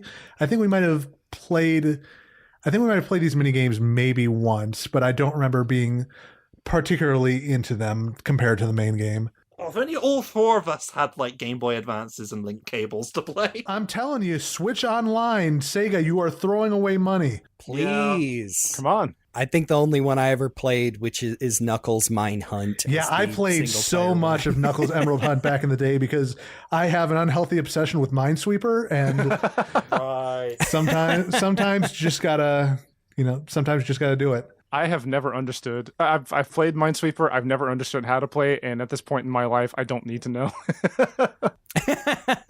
Like, it makes sense that, all the time I spent playing Minesweeper as a kid is part of the reason why I like Picross so much now. Yeah, that's right. A lot of overlap yeah, that makes there. sense. The Tails Fly and Get was inspiration for a cell phone game later. God, Sega Sonic Cafe? Yeah, it was one of the Sonic Cafe games for mobile phones. Yeah, the iMode 504 and 505. Man, I'm so glad. I don't know if this is one of them. I would assume. There's documentation of it. I'm glad people have found some of those old, like, Java phone games. Like, think it's hard. I think you can get, like, the Sonic Unleashed cell phone game version going if you really try. I'm glad those are not lost to time. Yeah, there is some attempt to do that. Like, I think it's not complete, but generally speaking, it sounds like those are in a pretty good place in terms of preservation. We already mentioned it before, like the Sonic battle did kind of sort of not really get adapted in Sonic X. I watched those before we started talking, and they're okay. It's just a fighting tournament, but not really. And they find they didn't do a very good fighting tournament. That's like a gimme for a fun thing in anime. Yeah. Like, I hate to say I haven't watched them again, but I remember the like Monster Island Godzilla parody that comes after Sonic Battle being more fun. Man, that sucked. The only good part is like Knuckles is in the final with Emerl, and it's very cool. And Emerl puts him in a Boston Crab at one point, and also Chris Thorndike beats his father with a figure 4 leg lock, which I thought was pretty funny. we are missing we did miss one very important thing about the mini games. In Sonic Clash, every once in a while. What's this? Big! What? I've never seen this! Oh, sweet. That's awesome. Look at that big sprite. So yeah, in some form or another, all of the Sonic Adventure and Adventure 2 playable characters make it into Sonic Battle. Oh. That's adorable. Even if it is just him sitting on the edge while the others fight. Go big. And that sort of completes this as kind of like, this little sample of the Sonic Adventure era. Yeah. Like, Sonic Heroes was kind of the farewell to that particular era of Sonic, but there's a lot of that energy in here, and it's not always good, but down to, like, having the voices of that cast in this, this does feel like a time capsule in a way. It does, yeah. Yeah.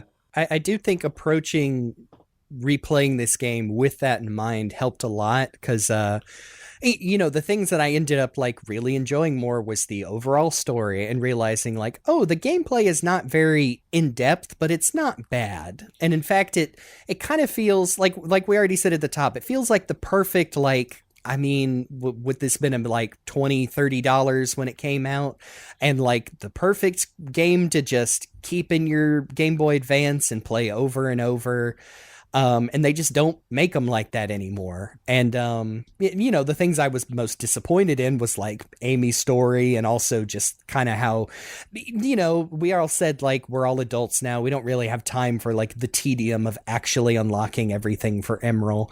But I really enjoyed revisiting this. I was scared too, because it was the one that I didn't remember the most of. But it had the feelings of, I remember really liking this, kind of like Sonic Advance, and it pretty much held up to that. It's not perfect, but I mean, I kind of have like no qualms with saying like, yeah, check it out. Yeah, it is a really interesting little thing, and I feel like there is a lot of room to like. Let's be perfectly clear. If they do another fighting game, I would rather them try to do something a little more traditional. But I feel like Sonic Battle, it had a lot of really interesting ideas and was trying to do a lot of really interesting things. And I think it was kind of just limited by the hardware it was on, and, a couple of different creative decisions.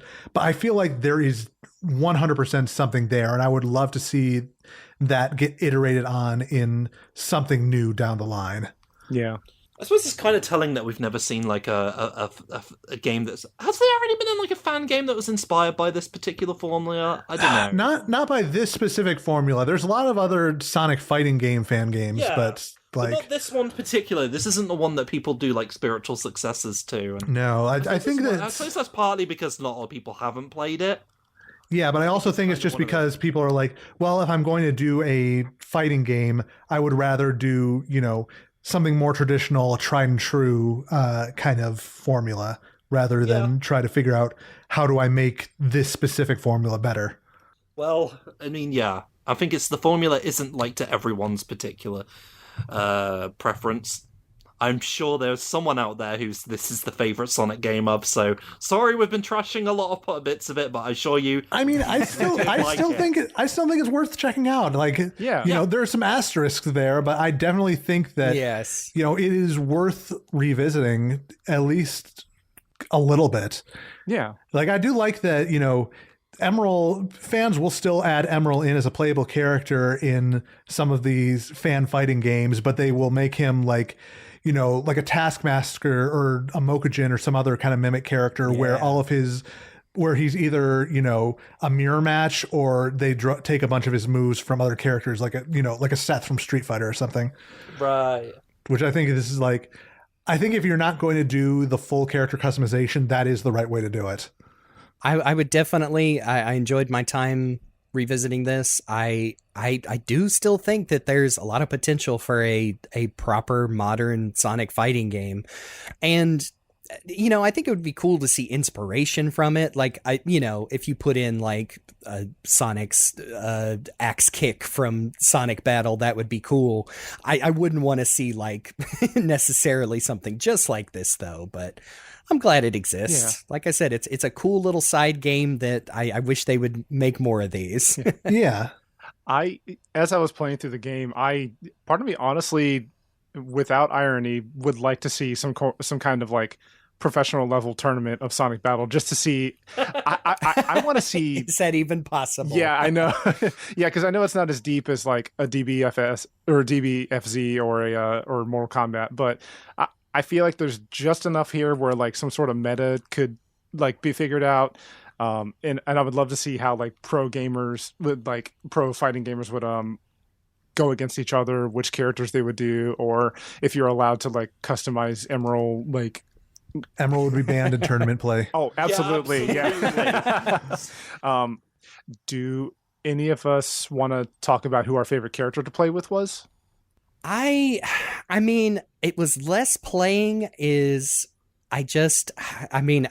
I said, I've felt like I've been fanboying this whole time. I do just really like Shadow in this game. I love his animations and moves and powers. Like, man, I'm now thinking, and we haven't revisited Shadow's game, so maybe I'll change my tune. I feel like when we got to his solo game, I wished he had cool powers and looked and acted as cool as he did in this game, and he doesn't. And, going to this one first, I'm like, oh man, this was the cooler Shadow.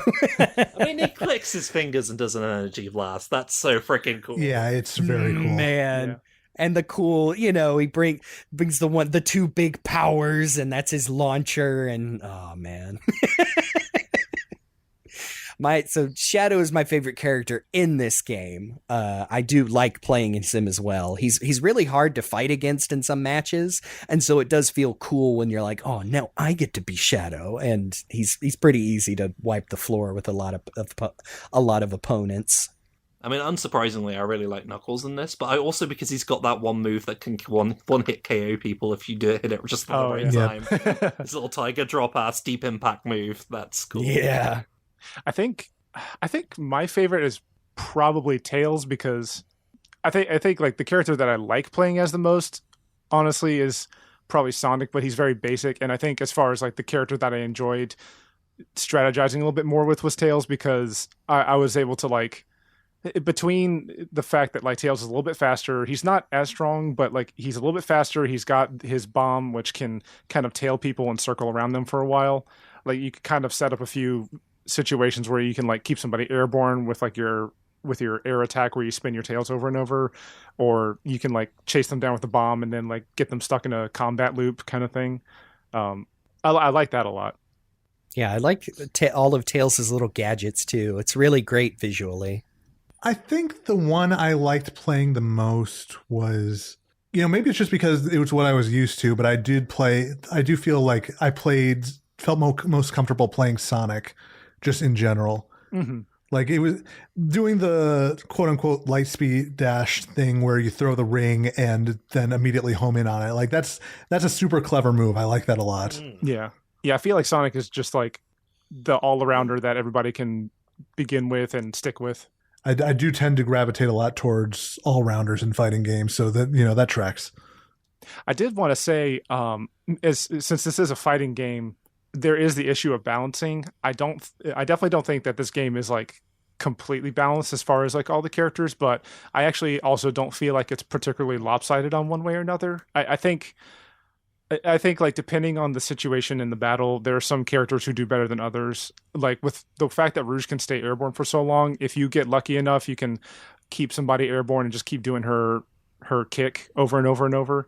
And then like I think Shadow's got a few like loops that can really just screw somebody over. But I feel like though the game isn't like I said earlier, it's not completely balanced, but I think that it's also not one of those games where everybody rushes to one character because that's the meta. No, because we've all given like different answers for which character we like to play as the most. So Yeah. that tells you it's all just personal preference, I think. Yeah, definitely. And I think that's super cool and interesting that we all have like different answers. Like I gave the most description for Tails, and then everybody else is like Shadow, Knuckles, Sonic. Basically the main four. But not Amy. Okay. It's actually all right to play as, but... Yes, I do actually like her moveset. Her little boxing gloves and her hammer are very cute. Yeah. Like, that on its own, I do actually like her moveset. That's cool. Oh, we didn't actually talk about her little room. Her room stage is full of her face. Yes. Yeah. Oh, yeah. And also Sonic.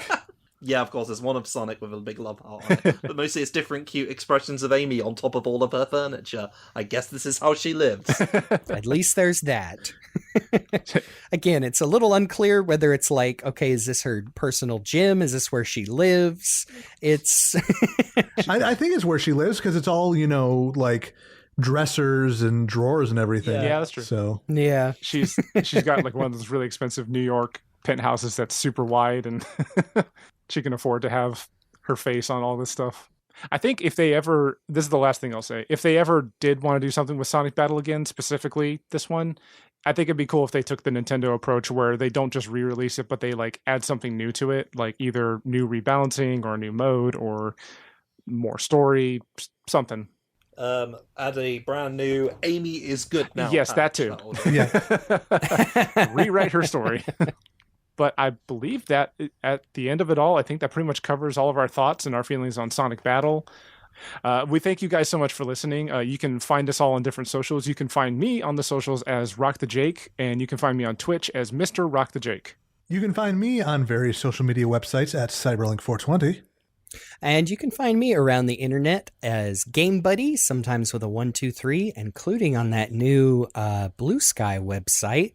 And you can still find me on Twitter at Great Job Jeremy. That's GR and the number 8. You find me all over the internet, including Blue Sky as well, at Falero. That's FAULERRO. Yeah, we're all over there now. Love that jingle. Yeah. Woohoo! Special thanks, as always, to Amy Waters for the use of our theme song from the album Gotta Go Slow. You can check out more of her work on YouTube and Bandcamp, and you can also follow her on Instagram and Twitter. And Blue Sky, she's on there too. And another very special thanks to Kage Ichihashi for that line as Tails. Please remember to subscribe, review, share, comment. We released... If you don't mind me dating this episode a little bit, we recently just released the fanfic episode, and some of the comments that I've been seeing on there have been fantastic. The engagement's great, and genuinely, we love seeing people just comment on the videos, and we love seeing the metrics of everything because it makes us, in a very personal way, it makes us feel very good to know that people are listening and enjoying what we're talking about. For real. And that one turned out to be really something special. Oh, so man. I'm glad people liked it. I'm so proud of what everybody brought to that one. we had so much fun recording that, and like listening back to it, it's even funnier than I remember. So that's saying something. But since it's starting to get a little bit more chilly outside, next episode we're going to, well, I'll just come right out and say it. We're going to have a retrospective on how Metal Sonic stole Christmas. How Metal Sonic Stole Christmas? What's that? I don't know. You tell him. Jeremy, why don't you tell everyone? What's that, Jeremy? Okay. Oh man. Okay, so I'm gonna be emotionally vulnerable here. It's real hard for me to listen to my old stuff. Not only this, like, God, we digitized all our home movies, and it's weird to like even see like younger, like adult me. So Y'all are gonna have to hold my hand. You said you have already revisited this without me, and that it's fine. This was a radio drama that I produced. This was a story that some friends of mine put together on the old SonicAnime.net, and this was the first project that I like put out a casting call and like put a whole cast together, put the lines, did the sound design, and it's just a funny little story about literally how Metal Sonic stole Christmas and Sonic and his friends get it back. And 99% of the people in this would also go on to like be in Sonic F. Like it Sorry, I'm a little, like I said, I can tell, I feel the blood rushing to my ears. I'm blushing so bad. I'm remembering all of the good memories and like how many of my friends were in this, how people I still talk to and like would go on to be some of my best friends. And so I think if I keep that in mind, I will be able to revisit this, and I'm sure maybe we'll just put it on the feed as its own thing for y'all to listen to. We'll figure it out, I'm sure. Yep. But yeah, it's okay. Somebody else take over. This holiday season, we're going to embarrass Jeremy, but actually, I've re-listened to it myself. I think it's not half bad, especially for something that we worked on way back when. And really, way back when. Yeah, no, knowing that this is like, geez, probably close to 15 years old at this point, it's like... I think I might have recorded this. I think I might have had, which it's the microphone I'm on right now, but I might have been sitting at an old glass table that was in the house when we moved in it with a blanket over my head to record these on my old laptop. Oh, man.